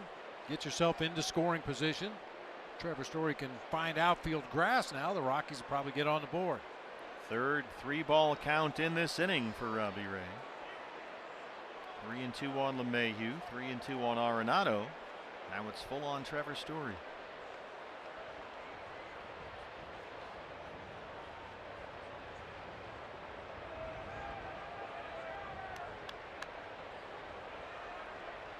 Keep in mind also, as Torrey told us before the ball game today, because of Descalso and Avila last night, that bullpen is rested and ready. Everybody is good to go back there.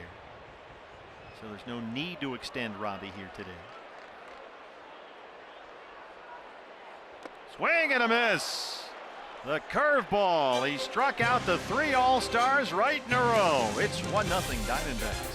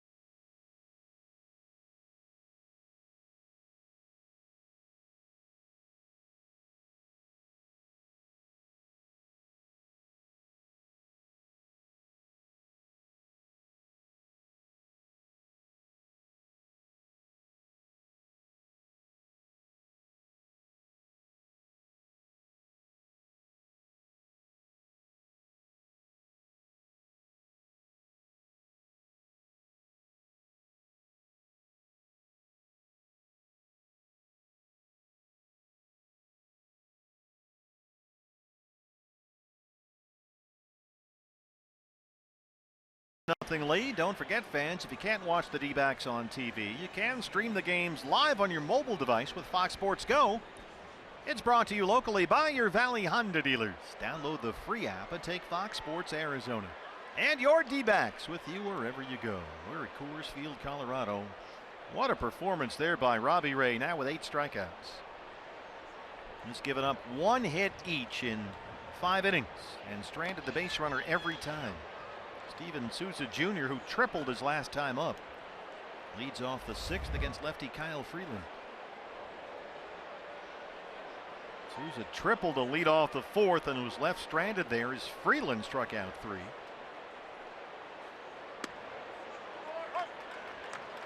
And that strike zone getting a little wider now for Mike Winters back there. Bullpen is busy for Colorado.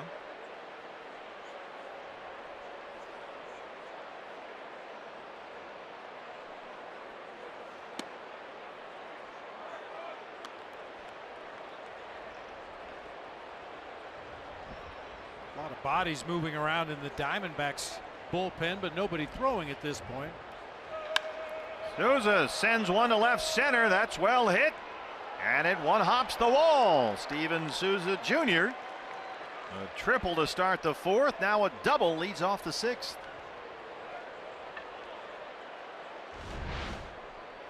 The wind didn't affect that one too much. He kept it low. A line drive toward that gap in left center field. Once again, you can see the split between Charlie Blackmon and Noel Cuevas in left field. A lot of room out there. That allowed Souza Jr. to get the triple in his last at bat, and now a double up into the seats. Boy, Souza homered Saturday at Chase Field. He doubled here Tuesday night. He's tripled and doubled today. That bat starting to come around. Here's Ketel Marte. Desmond is weighing on the grass at first. Change-up's a strike, 0-1. Marte has flat out struck out 0 for 2.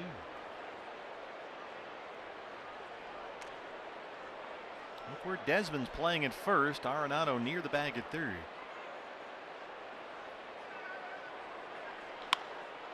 Oh my goodness.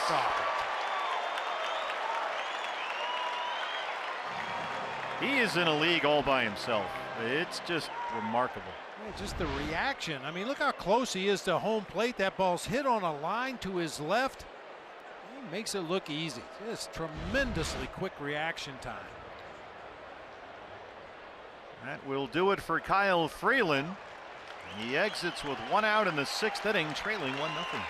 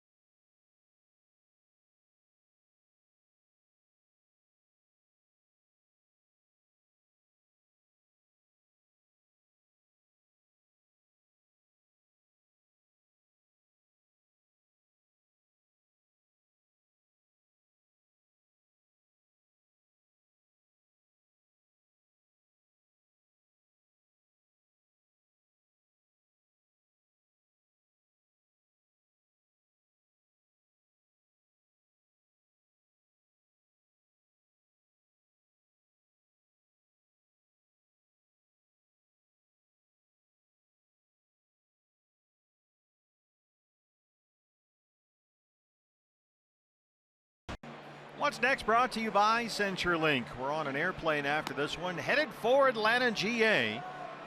Zach Godley gets the start tomorrow against the Braves. Anibal Sanchez, the new All-Star Zach Greinke on Saturday, and Patrick Corbin Sunday. Another All-Star pitches the final game of the first half of the year. That Saturday game ought to be a doozy of a pitching matchup. Zach Greinke against Sean Newcomb. Newcomb's been really good, tough left-hander. Couple of first place teams battling it out at SunTrust Park. Here's the right-hander Scott Oberg. We saw him come on in the 7th inning Tuesday night, gave up a Pollock homer and a Souza double. Souza's at second, 1 out for John Ryan Murphy. Now Steven will get third here as it trickles away from Iannetta. Sure looked like a cross-up. This Iannetta headed out to the mound right away. What did I just tell you? At least he's smiling. Watch the way Iannetta tries to catch this one. Ooh, fooled there, was going to reach across and backhand. Instead had to turn the glove fingers down, just try to knock that one down as best he could. Good read by Souza Jr. at second. Pass ball charged to Iannetta. Puts Souza at third. 1 out, 1-0 on Murphy, who's 0 for 2. Infield in for the Rockies. Well, this is Murphy who bats 7th. Owings is on deck. Robbie Ray after CO. There's, as Bob mentioned, some activity down there in the bullpen. No one throwing as of yet, but a lot of stretching going on down there. Fouled away. Boy, the D-backs, Bob, 3 for 25 in this series with runners in scoring position. Today, 1 for 10. It's hard to win like that. Good news is they're having a lot of opportunities. They're getting guys on base, just can't come up with that timely knock with any consistency. Slider fouled away. It's 2-2.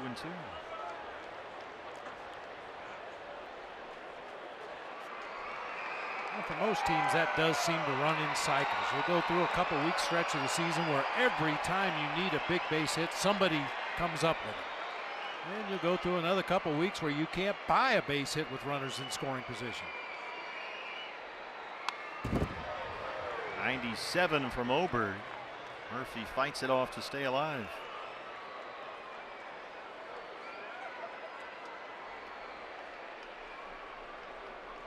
Silvino Bracho just up today from Reno. Bullpen coach Mike Fetters. Bracho and Matt Cook, who just became a dad, by the way, are here. Shelby Miller and TJ McFarland both on the DL. Shelby has right elbow inflammation. TJ has a sore neck. So Cook is here to give them some length in the bullpen, and Bracho is a matchup righty. And Silvino's given them multiple innings a couple of times this year as well. He's able to give you some length when you need it. No, he didn't, Tim Timmons. Full count, 3-2.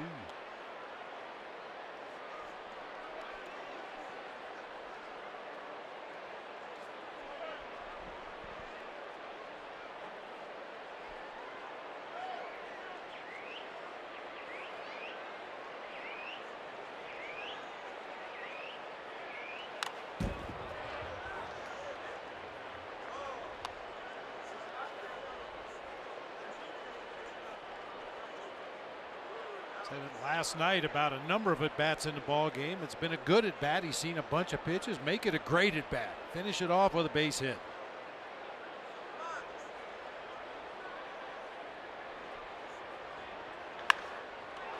Off Arenado's glove. Souza coming home, and they got him. Arenado had the ball roll up his glove. He recovered in time to cut down Souza at the plate.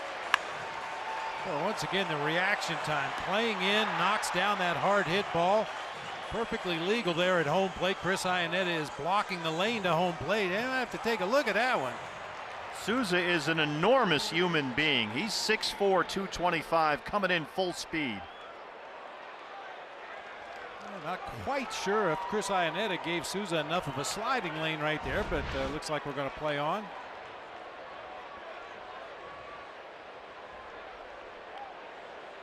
Boy, Arenado, even when he doesn't make the play, he makes the play. Murphy at first, 2 outs. Here's Owens. Robbie Ray is standing in the on-deck circle. His spot is up next. Here's another look. The throw doesn't take him into the baseline. I don't know. Souza slid on the inside part of the plate that time. It looked like he left him a lane on the backside of the plate. There was some plate and some daylight there. Those are two big dudes running into each other, Chris and Steven. And from that final angle we just showed you, you could see that Souza did slide to the infield side of home plate. Don't know if he would have made it had he slid wide and tried to reach out with his hand, but that's a split-second decision you make when you're charging down that line, and very tough to make an adjustment. It's been a good day so far for CO. He has singled, been walked intentionally, and stolen a base. Down here, 1-2.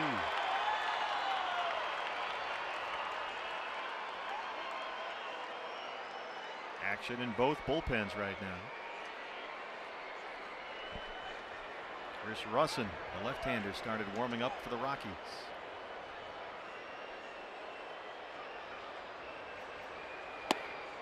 Fastball is low, 2 balls and 2 strikes.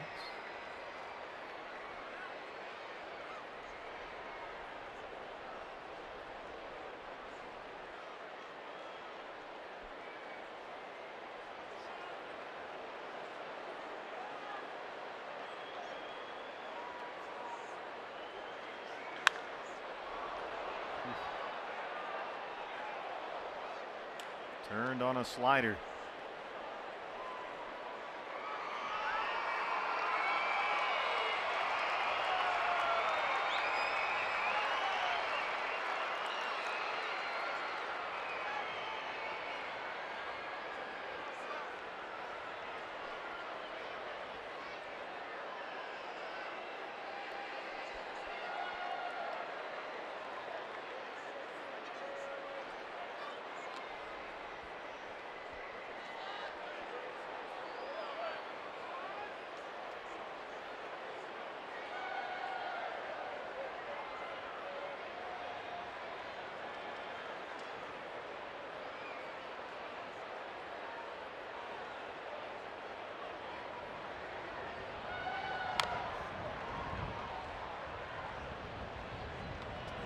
was a bad place to leave a changeup. Especially in a 2-strike count, that's when the hitter's generally more defensive anyway, and you see an off-speed pitch up in the zone with 2 strikes. It tends to get hit hard. That time Seo just fouled it out of play, stays alive. Another long at bat here.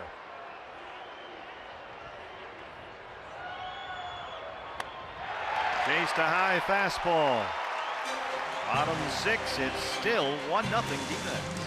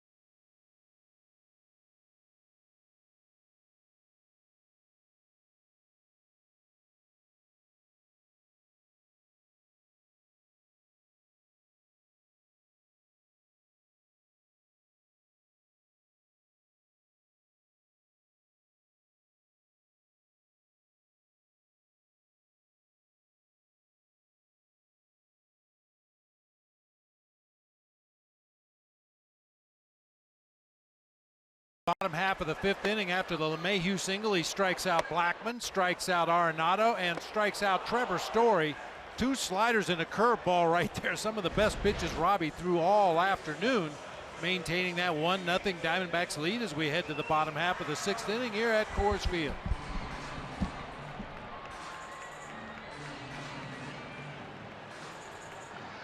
Desmond will lead it off. Cargo and Iannetta behind him. Rockies first baseman has doubled and struck out 1 for 2.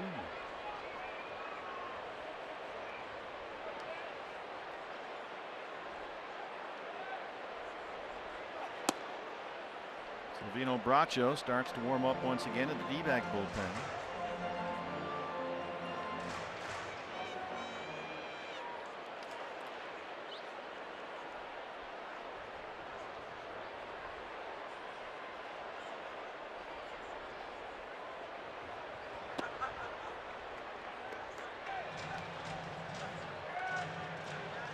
Robbie's starting to mix in that curveball a little more often the 3rd time through the order here. Now at 93 pitches.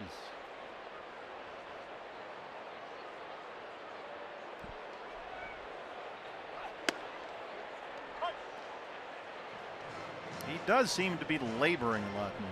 Yeah, 2 fastballs so far in this inning, 1 at 89, 1 at 91.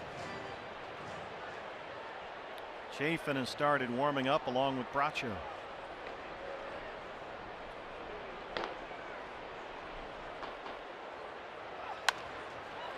Ketel Marte gets over there to collect that one away.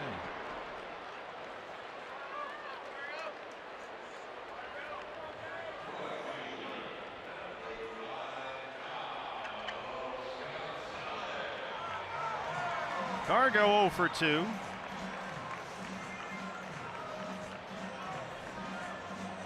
They may be checking to see if Chafin is ready. He usually warms up pretty quickly.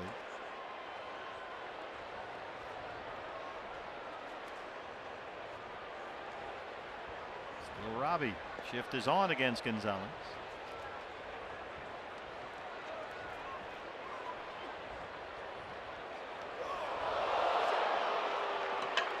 Slider got away from him. One Cargo right in the back.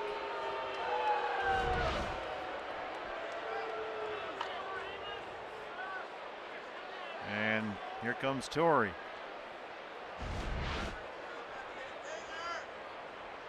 Iannetta will be the hitter.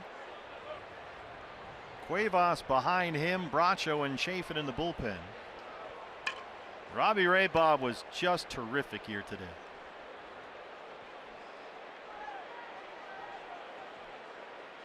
A little bit of a conversation here. I'm not sure if Torrey's going to try to give Robbie Ray an opportunity to stay in this ball game. If he's already made up his mind, is he just stalling for a little bit more time for that bullpen? Not quite sure. I think he came out there and gave him a "how you feeling." He's going to stay with his starter. 96 pitches. No wiggle room here with a 1-0 lead.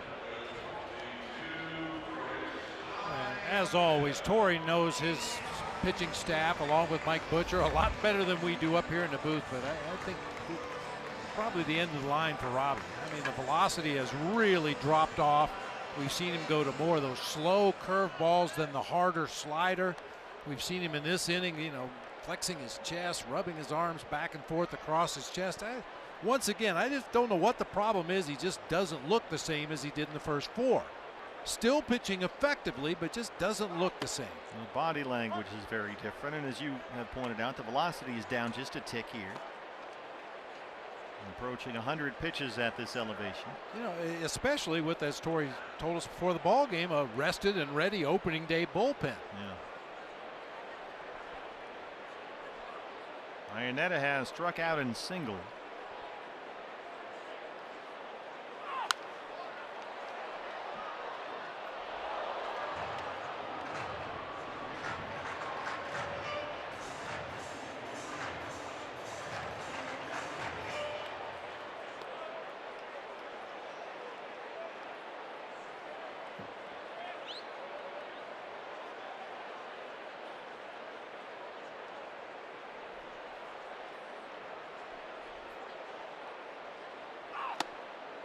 Pitcher spot will lead off the 7th for the D-backs. Torrey always likes to have his starting pitcher, as he likes to say it, walk off the mound. He doesn't want to pull the starter in the middle of an inning. He wants to give him that feeling of a job completed and a box checked by finishing off an inning and walking off that mound. And he's giving Robbie the opportunity right here.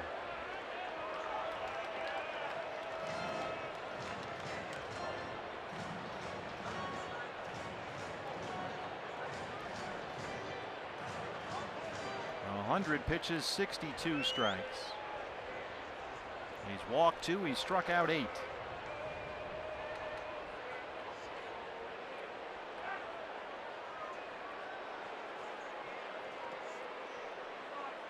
One of the walks was intentional. He did hit Cargo, who's down there at first.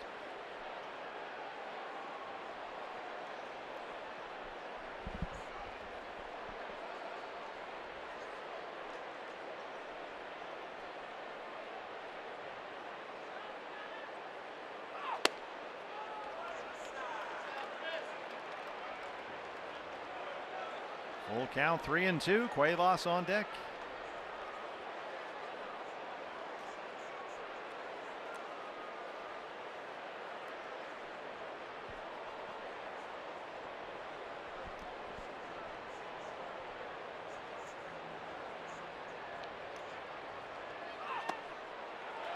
Just upstairs with a fastball.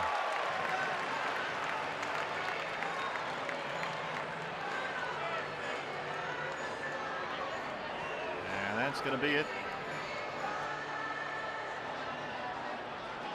Big step forward for Robbie Ray here this afternoon. But he'll leave with a 1-0 lead in the 6th, responsible for 2 base runners. Back from Colorado after this.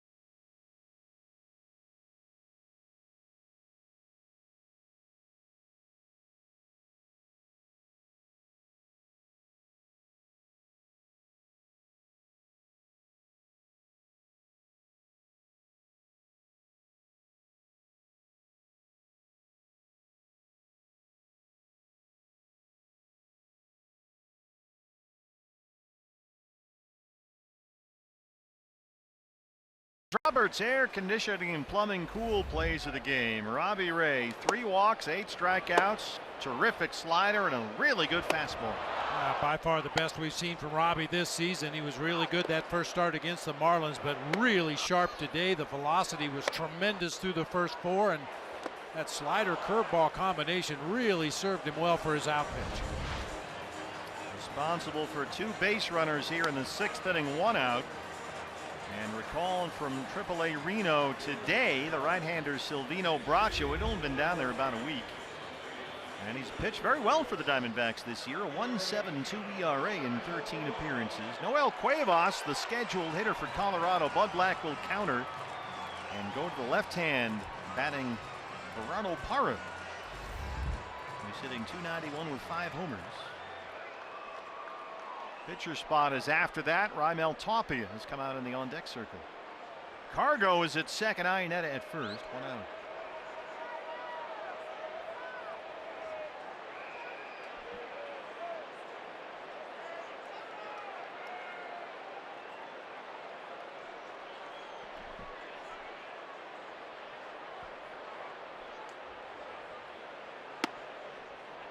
Parra is 0 for 8 in the series.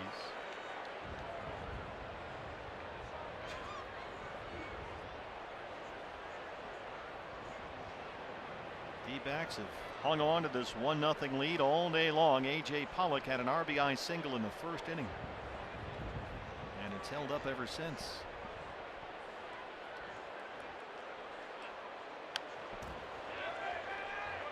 Well, that speaks to the evolution of Silvino Braccio. 2 changeups to start the sequence to Gerardo Parra. He would go weeks without throwing a straight changeup in the past, but with each outing and when he was up here at the major league level, we saw it get a little better and a little better, and he showed more and more confidence in that pitch. I think he's shown more confidence overall. I think that's been the biggest hurdle for Silvino at this level. He's got a lot more conviction in his stuff lately. That's a base hit by Goldie. They wave Gonzalez. Souza's throw is cut off, and we're tied at 1.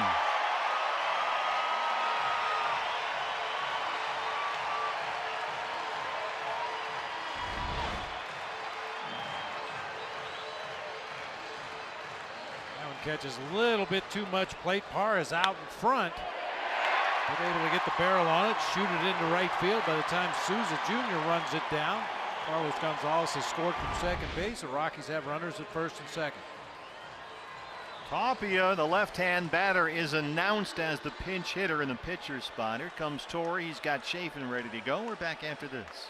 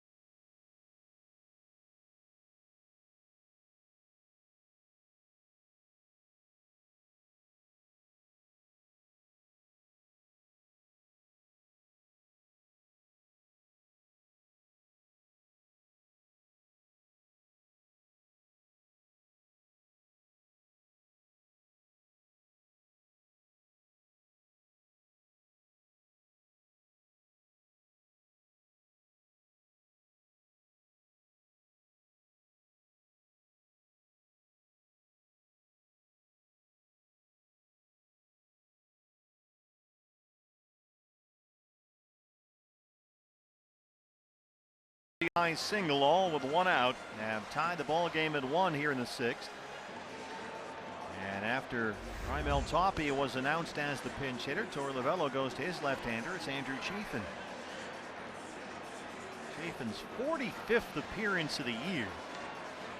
And he has been terrific, especially lately. The velocity's up, the sliders look terrific. A 1.62 ERA. 2 on, still only 1 out, and here's Tapia back to the pitcher. You know, when Chafin came into the ball game, Tapia was in the on-deck circle, and Charlie Blackman, the next scheduled hitter, or rather 2 hitters away, came up to Tapia, gave him a quick scouting report on Andrew Chafin, what to look for, what pitches he might throw in certain counts. Tapia doesn't care. Just throw it, and I'll swing at it. Tapia doubled in last night's game. He's only 2 for 10 on the year.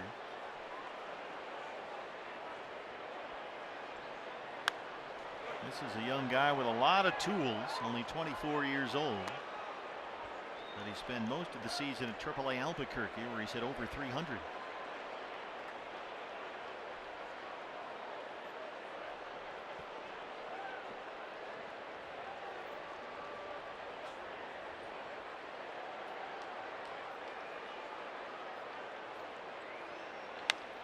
Base hit. It's in the gap in right center. Iannetta will score. Parra in at third, and it's 2-1 Rockies.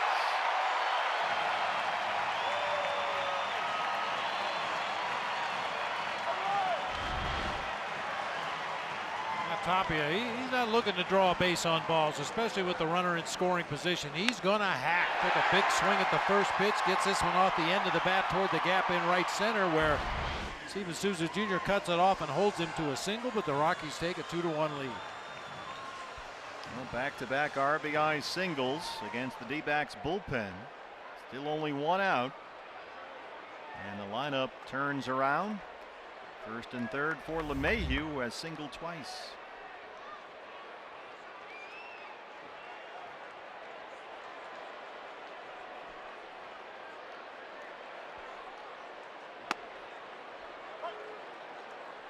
Really unfortunate for Robbie Ray. He went from a potential win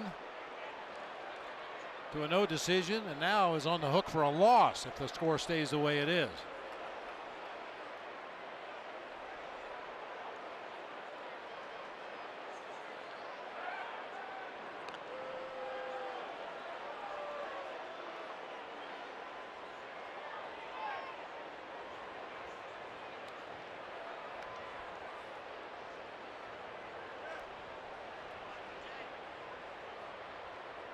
Rockies have now out-hit the Diamondbacks 7-6.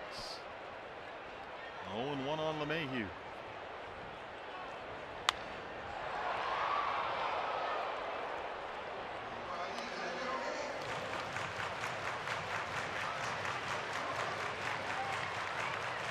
Only other game around the majors this afternoon is a final. The A's beat the Astros at Houston 6-4. He'll be in Houston later this year.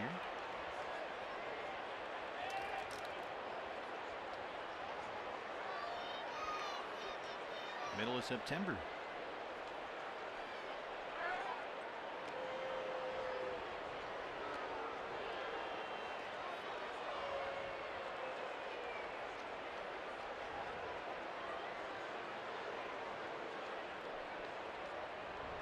Parra the runner at third, Tapia at first.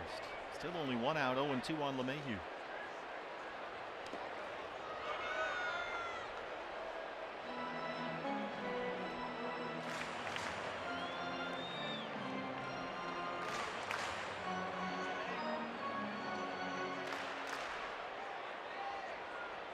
This is the third game of the series. LeMahieu already has 6 hits.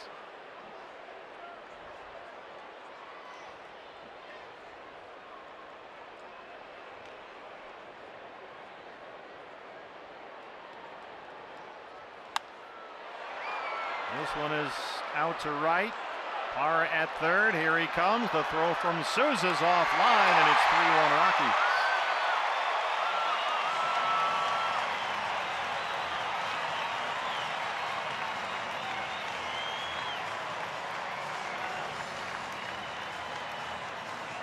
It looked like Souza squared that one up pretty well for his throw to home plate. Unfortunately, through a little bit of a cutter, it worked its way into foul territory on the first base side, giving Gerardo Parra an easy route to the plate.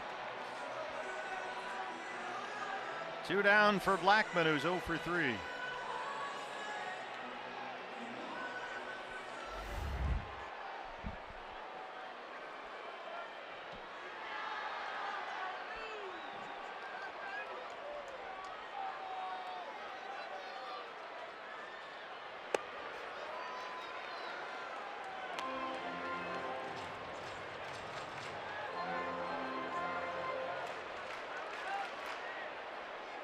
Nothing ball game all afternoon. Suddenly a 3-run Rockies 6th.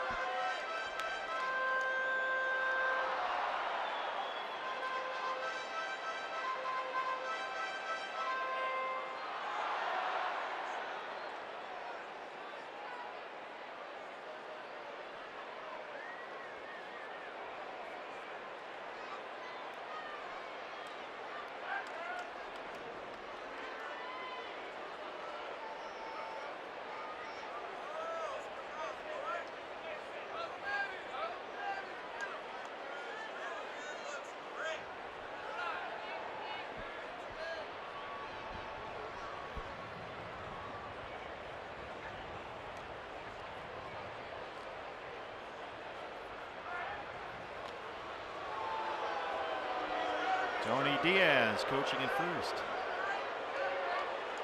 Toppy can really run. You talk about speed, first to third or first to home, he can fly.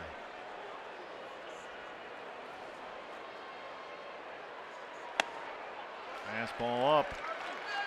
Chafin's behind on Blackman, 3-0 with Arenado on deck.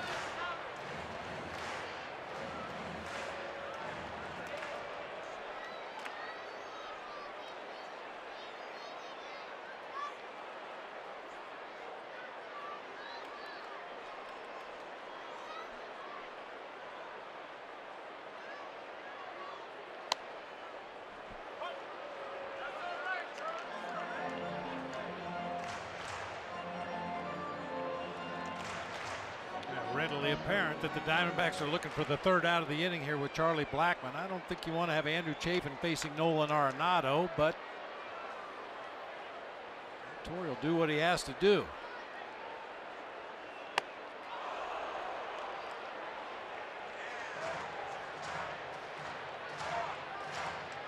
Andrew's velocity the last several weeks has been up. It's mid-90s, 95, 96. We've seen that consistently.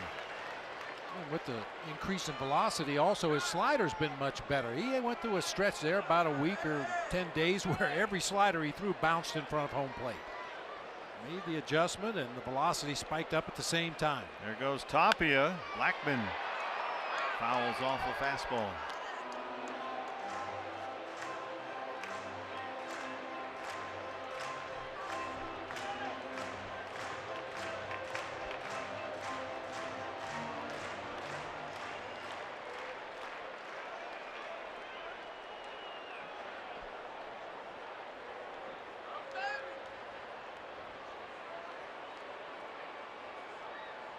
Runner on the move, right back to the mound. Chafin snags it, and that ends the inning with Colorado scores 3. D-backs down 2.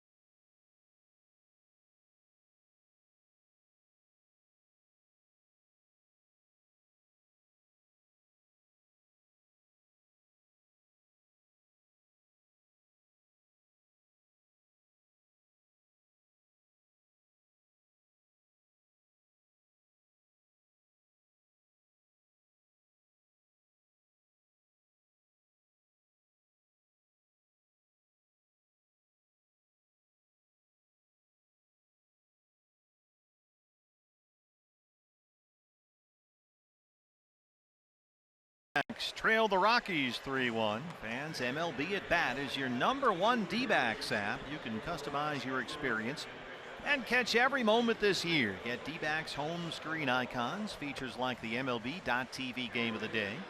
You'll get pitch tracking, in-game highlights, live radio broadcast, stats, news, the whole thing. Download MLB at Bat today. Left-hander Chris Russin is on for the Rockies to start the 7th. And it's been a rough year for him. An ERA over 6. He's been scored on in 17 of those 31 appearances. 10 times he's given up multiple runs. Daniel Descalso will bat for the pitcher to lead off the 7th. Arnold Parra replaces Cuevas in left.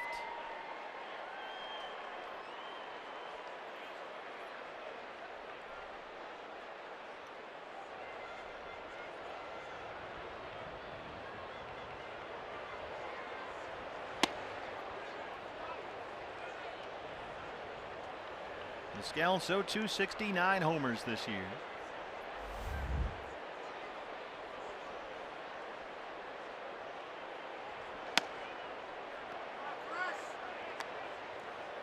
Chris Russin was a real workhorse last year for Bud Black. Pitched in 60 ball games, a 5-1 record with a 2.65 ERA. He was equally effective against righties and lefties. He was kind of one of Buddy's go-to guys before the 8th and 9th inning. Former starter, can give you some length. Russin has appeared in 115 games as a reliever with Colorado. And his ERA in those appearances for his career is 3.28. That is the 3rd lowest relief ERA in Rockies history. But it's been rough going for him this year.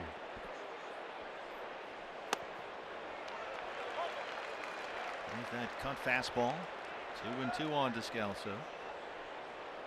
Daniel 8 for 21 as a pinch hitter this year. That's a .381 batting average.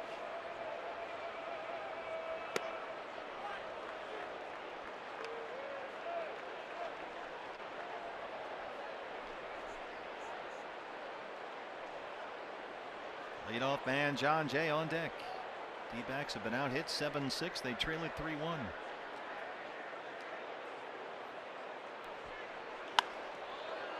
Fly ball, Gonzalez in right field, just shy of the warning track.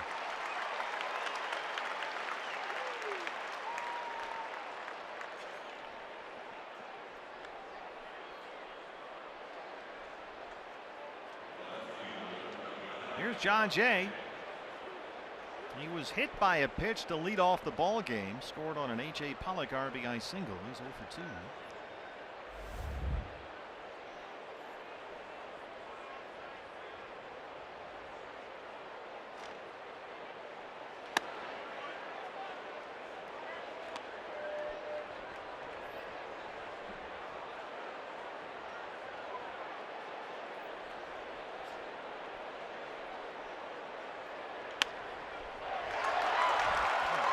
Uncle.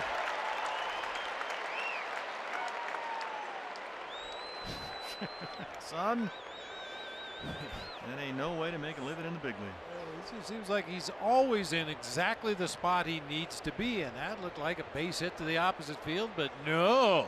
Well, you got Ahmed, Goldie, Pollock, Sousa coming up. 4 righties in a row. Bud Black out to get his lefty. We'll take a break.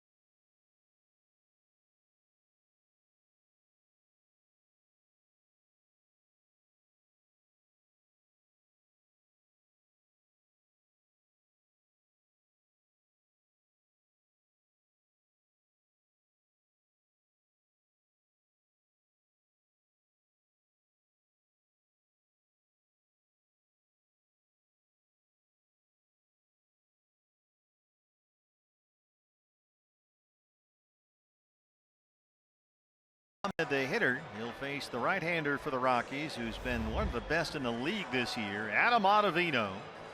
38 appearances this year, 33 of them scoreless, including the 9th inning here Tuesday night.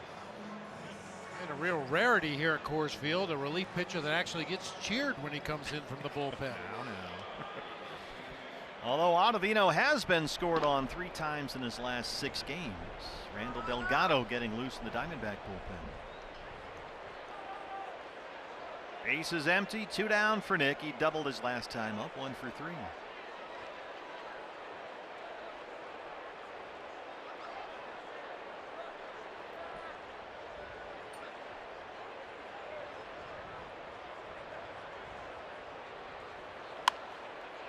Punches this one out to right center field. The stretch at Coors. D-backs trail the Rockies 3-1.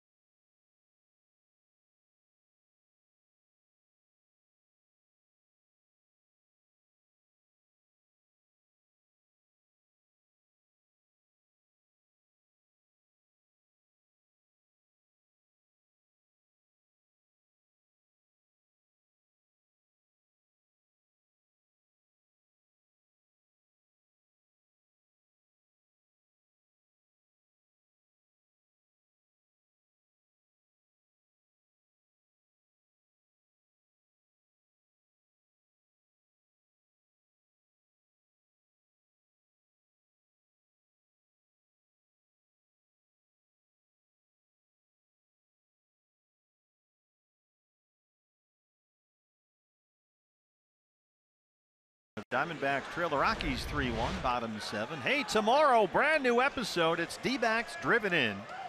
Jody Jackson, Gonzo, and Eric Burns on the road. Don't miss it.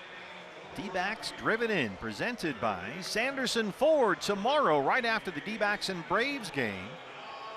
Exclusively on Fox Sports Arizona. Gonzo doing some backseat driving there, it looks like. And Eric Burns stunningly talking. Hard to believe.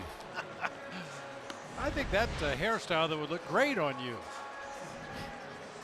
Burnsy shaves on the side, little mohawk on the top, little pigtail in the back. When he starts to pull it off, maybe I'll try it. Until then, I think we'll hold. Here's Delgado on to start the bottom of the 7th. Arenado leads it off. Randall 1 2/3 scoreless innings in the series opener Tuesday. Arenado today doubled in the 3rd. He's 1 for 3. I'll tell you what, I'll get the Eric Burns hairstyle if you get the Yadi Molina neck tattoo. Ooh. We'll call it even. Yeah, but see, the hair will grow back. That tattoo's there forever. You could grow a beard over it. I did notice Jody in the little preview there was paying much more attention to her driving, which I feel really good about. Jody, remember, 10-2 with the hands. Well, I learned that after being scolded by Bob last year. So, it's precious cargo. That's right. It is. By the way, Burnsy explained to Gonzo the hair and the dress. As he turned 40, he got a mohawk and started wearing skinny jeans. So, midlife crisis. When's the Porsche? Yeah, I don't know if that crosses anyone else's mind when they turn 40, but that's what Burnsy's going with. I think I gave up on skinny jeans in the 8th grade. I can't even remember when I turned 40.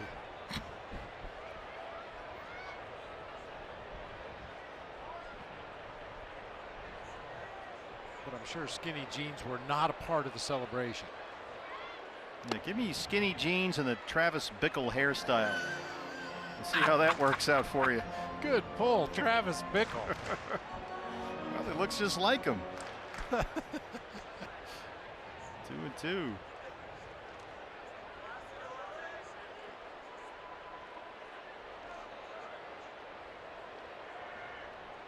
Some of our younger viewers are Googling Travis Bickle as we speak. It's all right.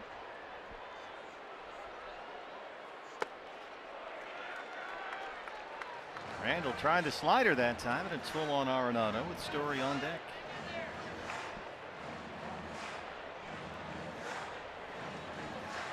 Well, when they do, the picture will probably pop up, and yeah, there you go. Like him.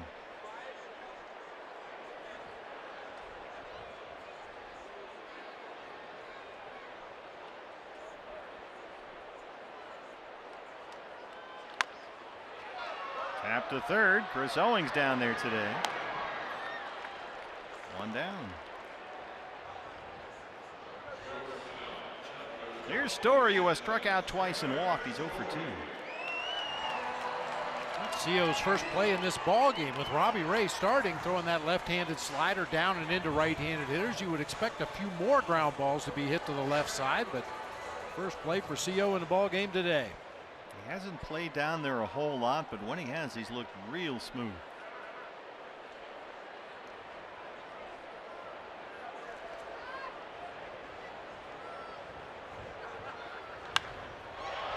Fly ball, deep right field. Souza will watch this one go. Trevor Story, that's his 18th, and it's 4-1. Well, Story since the end of May has been just about baseball's hottest hitter. He's hitting .357 over the last 6 weeks. That went into the bullpen. Yeah, pretty much a center cut fastball just above the knees, middle of the plate. That ball carried a long way. That wind that was blowing in hard from center field, kind of pushing toward right field now, may have given a little bit of an assist to that drive off the bat of Trevor Story. Desmond doubled in the second.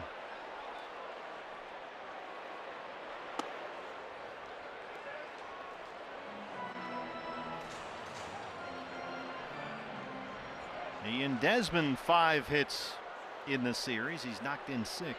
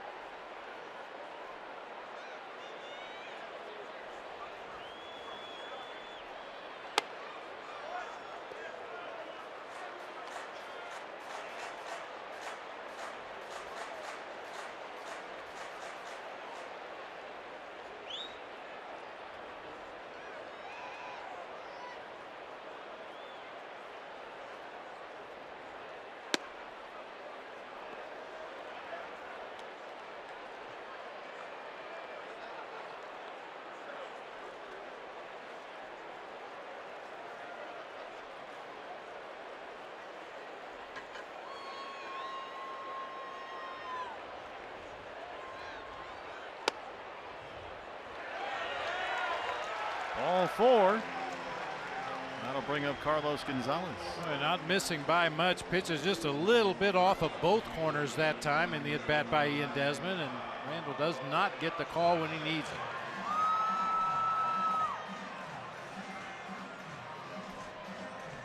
Cargo hit by a Robbie Ray pitch his last time up. Scored a run later in that inning. Colorado down 1-0. Got a 3-run 6th. They've added one more here in the 7th.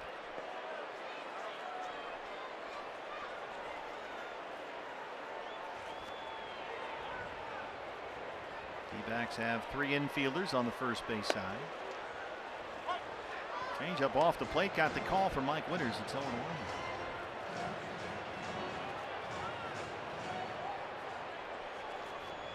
Cargo homered twice last night. He knocked in 6.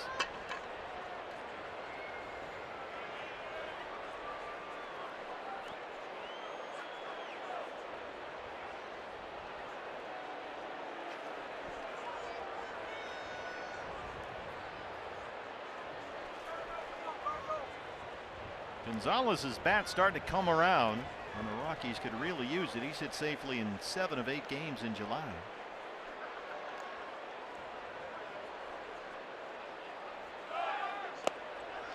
Has been on the move, no throw.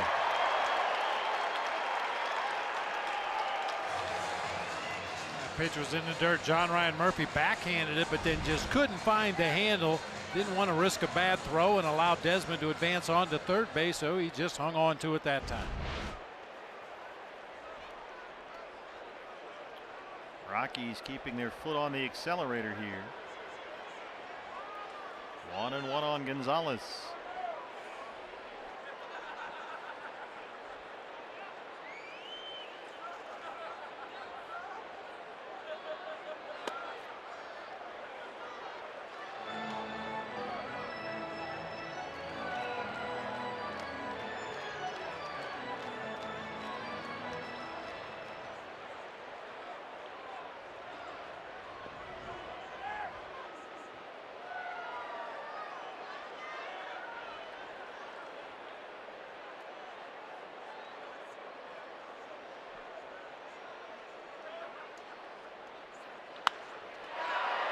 That's headed for right center field, and it drops in. Desmond had to hold up. He'll take the turn and come in and score, and it's 5-1 Colorado.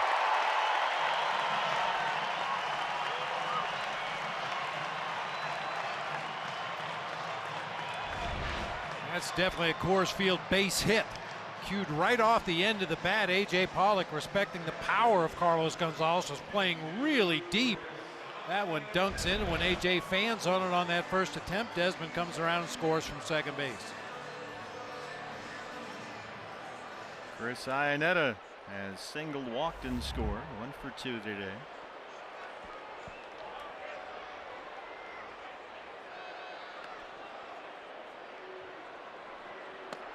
People that have watched and played a lot of ball games in this park will tell you that that's the kind of hit that really hurts you here at Coors Field.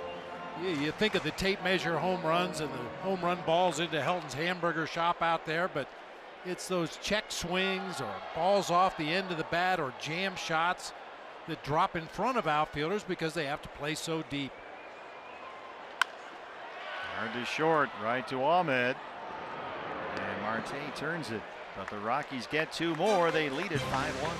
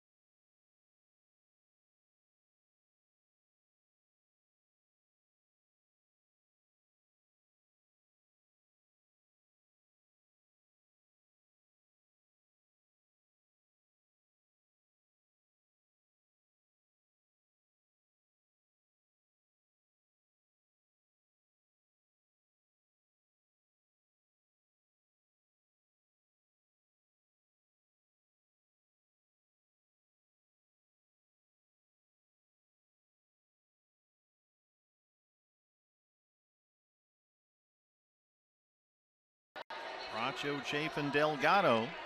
And now they trail at 5-1 as Goldie leads off the 8th against Adam Ottavino. As we say all the time at Coors Field, as long as you have outs left, you have a chance. Diamondbacks looking to bust out here offensively, start to put up some Coors Field-like numbers in the final couple innings here. Goldie singled in the first inning. He's 1 for 3, lined out to second his last time up.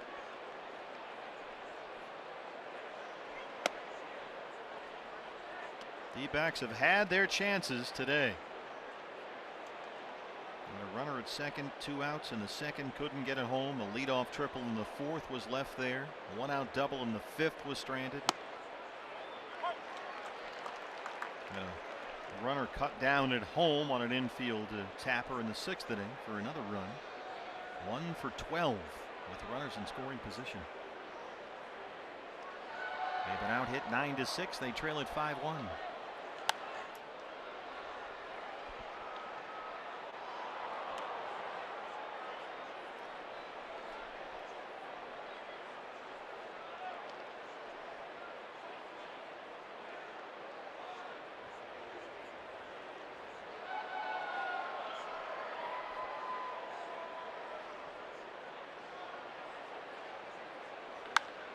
Wow, that one almost got Ottavino right back up the box.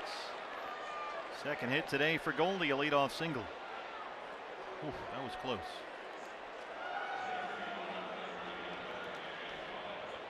A drive like that will make your life flash before your eyes if you're Adam Ottavino. That one really came back quickly.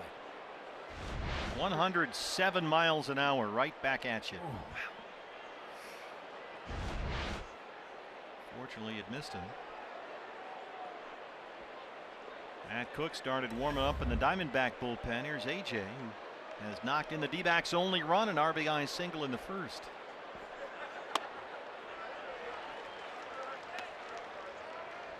There's Matt Cook, just up from AAA Reno, and he's a new dad. Just had a baby boy about 5 days ago, Jackson. So congratulations to the Cooks. Get through. Oh, it's been that kind of day.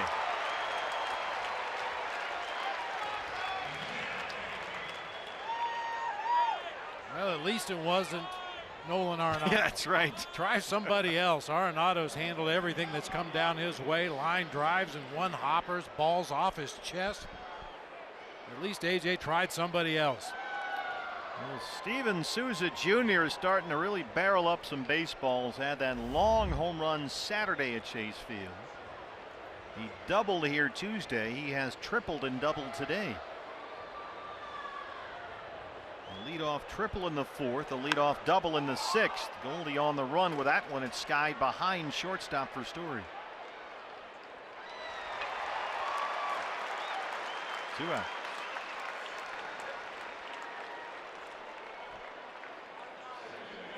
Here's Ketel Marte, 0 for 3. Still hitless in the series. Although he lined out to Arenado his last time up.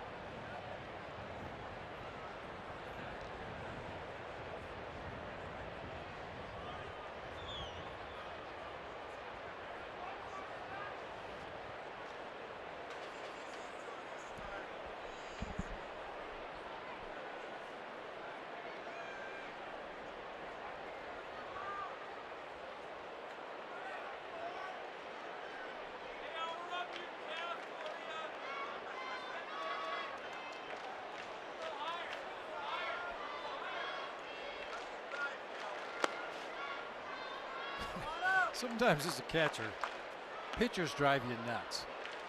As a hitter too. Yeah, I mean, Ottavino's out there shaking off everything Chris Iannetta called for, to the point the timeout was called. Let's start this process over again. Eventually he gets to the pitch he wants and spikes it in the dirt. Well, he felt good about it.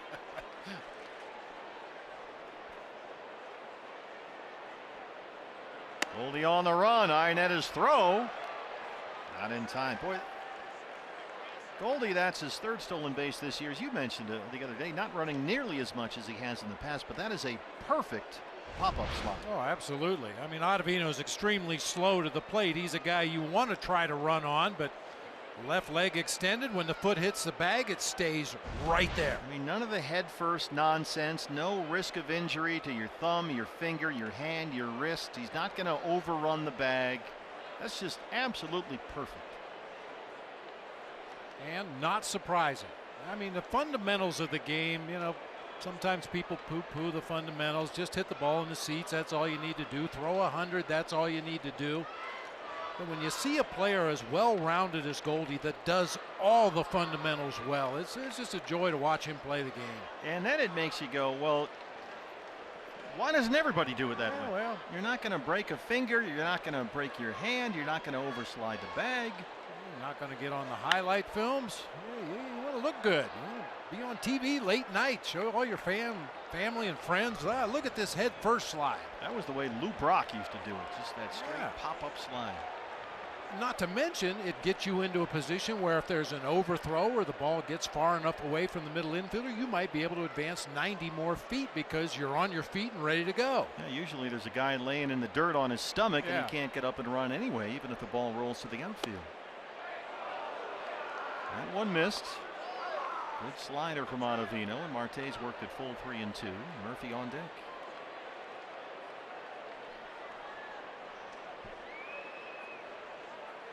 And those slides, a lot of guys will extend that front foot like Goldie does, but it'll go right over the base and they won't touch the bag until the back leg eventually hits the base. Ooh, good fastball from Ottavino. Mike Winters didn't give him the call. So 2 on and 2 out for Murphy.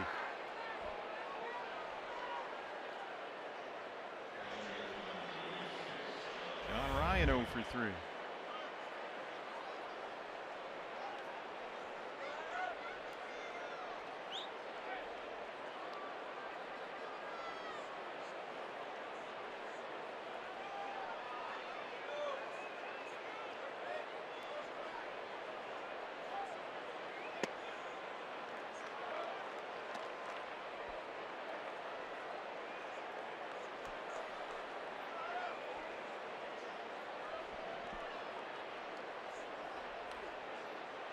Goldie at second, Marte at first, 2 outs.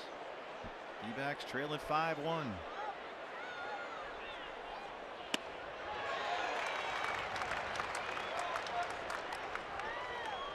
John Ryan hit that ball off of Nolan Arenado's chest back in the 6th inning with a runner at third base. Arenado recovered in time to throw Steven Souza Jr. out at the plate, but Murphy hit it right on the button.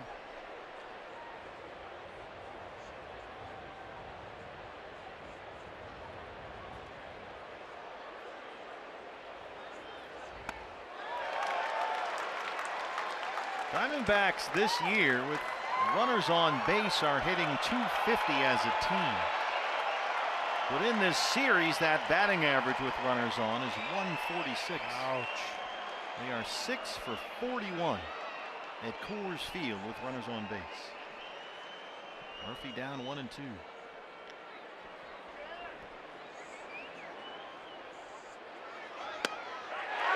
Fastball off the plate, called strike 3. It stays 5-1 Colorado.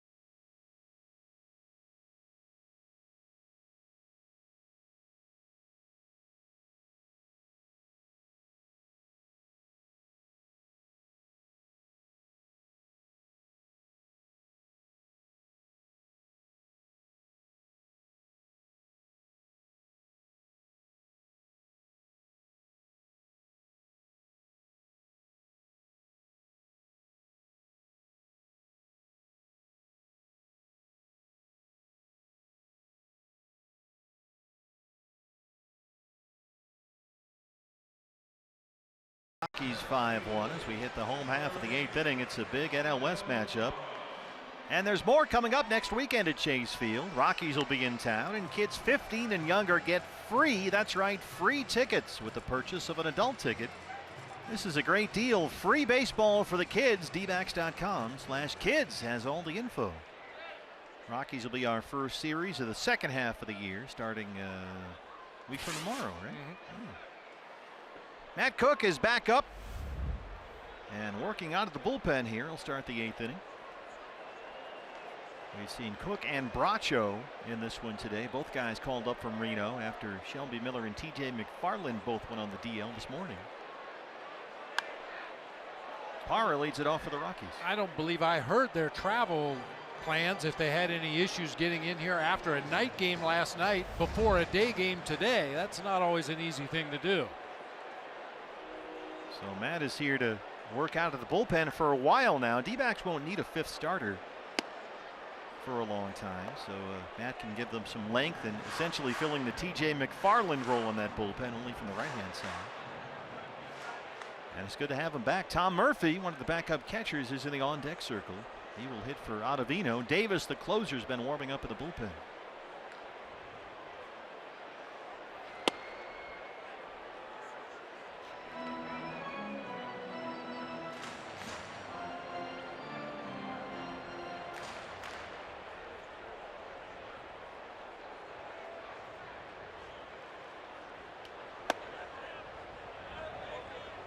There's that Matt Cook cut fastball. Misses upstairs, 2-2.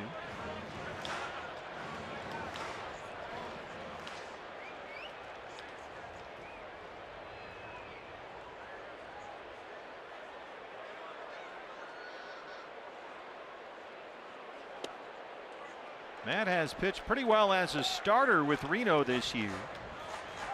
4 starts, 1-1, and a 2.52 ERA. That's a really good ERA in the Coast League, pitching in that ballpark.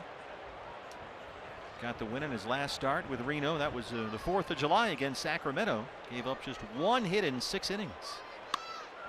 The excuse me check swing roller to third. Owens is there, 1 away.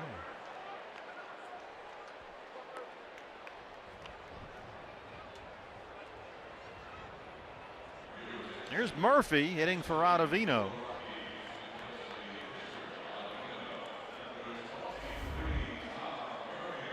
Just 16 games this year, 313. He does have 7 RBIs.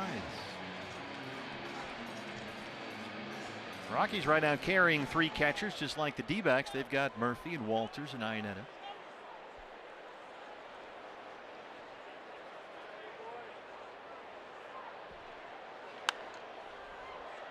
Murphy pinch hit in the ball game last night. Earned a hard-fought walk against Daniel Descalso in that 6th inning. We are in Atlanta. Airplane is ready to go. First of 3 tomorrow, 4 o'clock on Fox Sports Arizona. Final series of the first half of the year. Diamondback Live pregame show at 4. Zach Godley against right-hander Anibal Sanchez. Zach Greinke named to the All-Star team today, will start Saturday. Then Patrick Corbin, another D-backs All-Star pitcher, starts on Sunday. One more time for CO at third.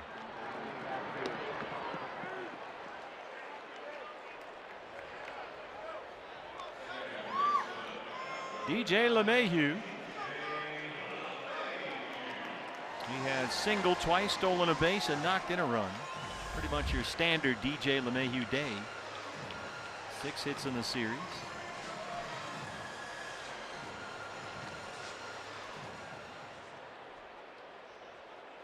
I'll tell you what, Bob, I would think, unless something changes here, that the Rockies, who had absolutely nothing going against the D-backs for the longest time, the blowout win last night, this come from behind win here today, they got to think a whole lot differently about this division race. It's amazing how quickly your attitude as a team can change. Putting 19 on the board. Everybody in the lineup scoring runs and driving in runs last night. It'll make you feel a little better about yourself. 3 ground ball outs for Matt Cook. 9th inning on the way.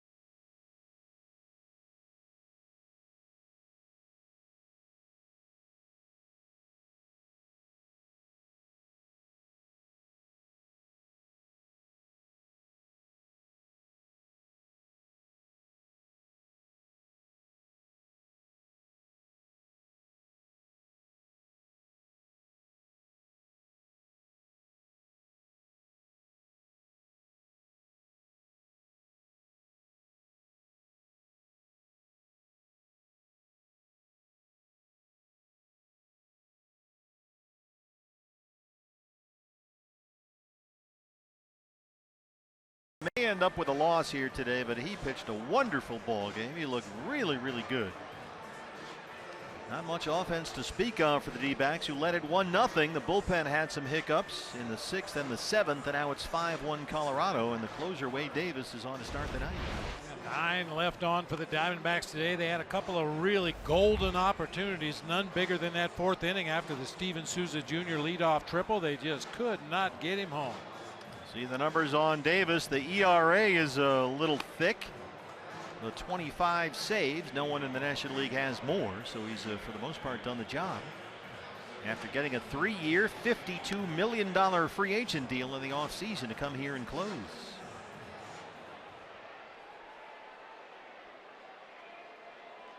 But he starts this one with a 4-run lead. Here's Chris Owings. Pitcher spot up next. Jake Lamb has come out in the on-deck circle. Then it's John Jay.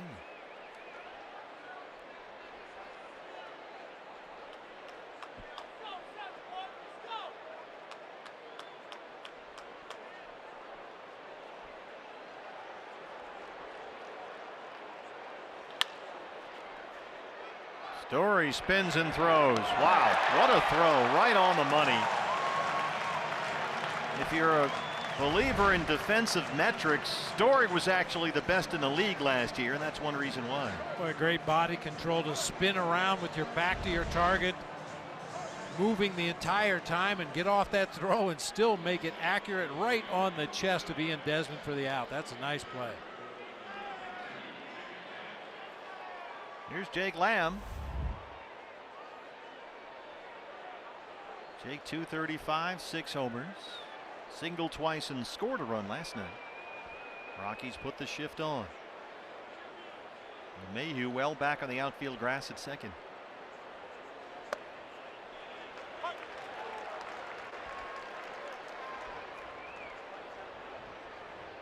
Jody Jackson standing by. D-backs Live, the post-game show, follows our ball game here on Fox Sports Arizona. High in the air, pretty deep right field. Cargo backing up. He's at the wall, and he's got it.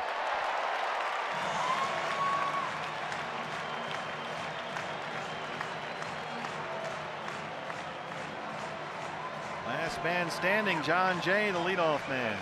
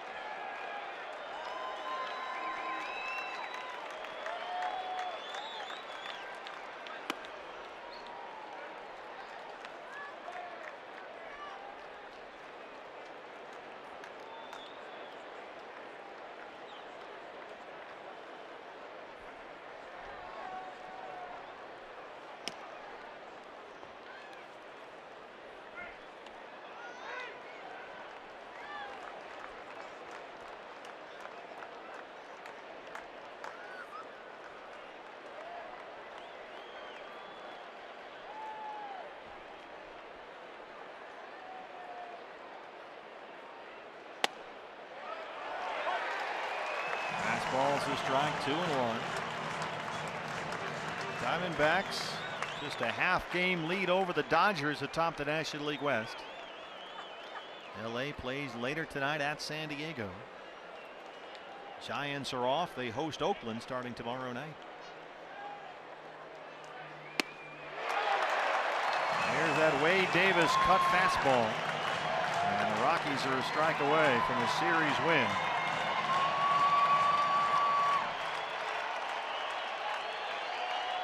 D-backs had won 13 of the last 17 meetings between these two, but Colorado came up with 3 in the 6th and 2 in the 7th after trailing 1-0 for most of the afternoon.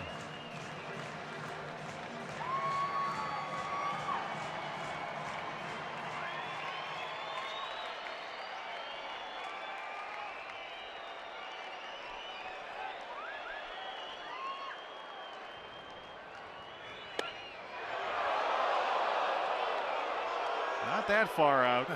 We'll count 3-2. Should be in the same area code.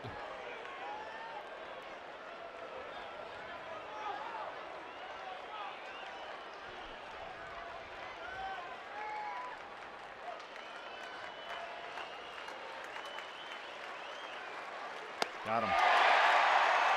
The Rockies win the series. They take the rubber game 5-1. And the D-backs dropped to 6-3 versus Colorado this year. 4-2 here at Coors. No other way to slice it and dice it. A very disappointing series here in Colorado for a lot of different reasons. You had some injury issues. You had a lack of offense. Short starting pitching once again. Just not a good series here at Coors. Let's move along. It's off to Atlanta, but first, Diamondbacks Live, brought to you by CenturyLink. The post-game show is coming up. More from Coors Field right after this.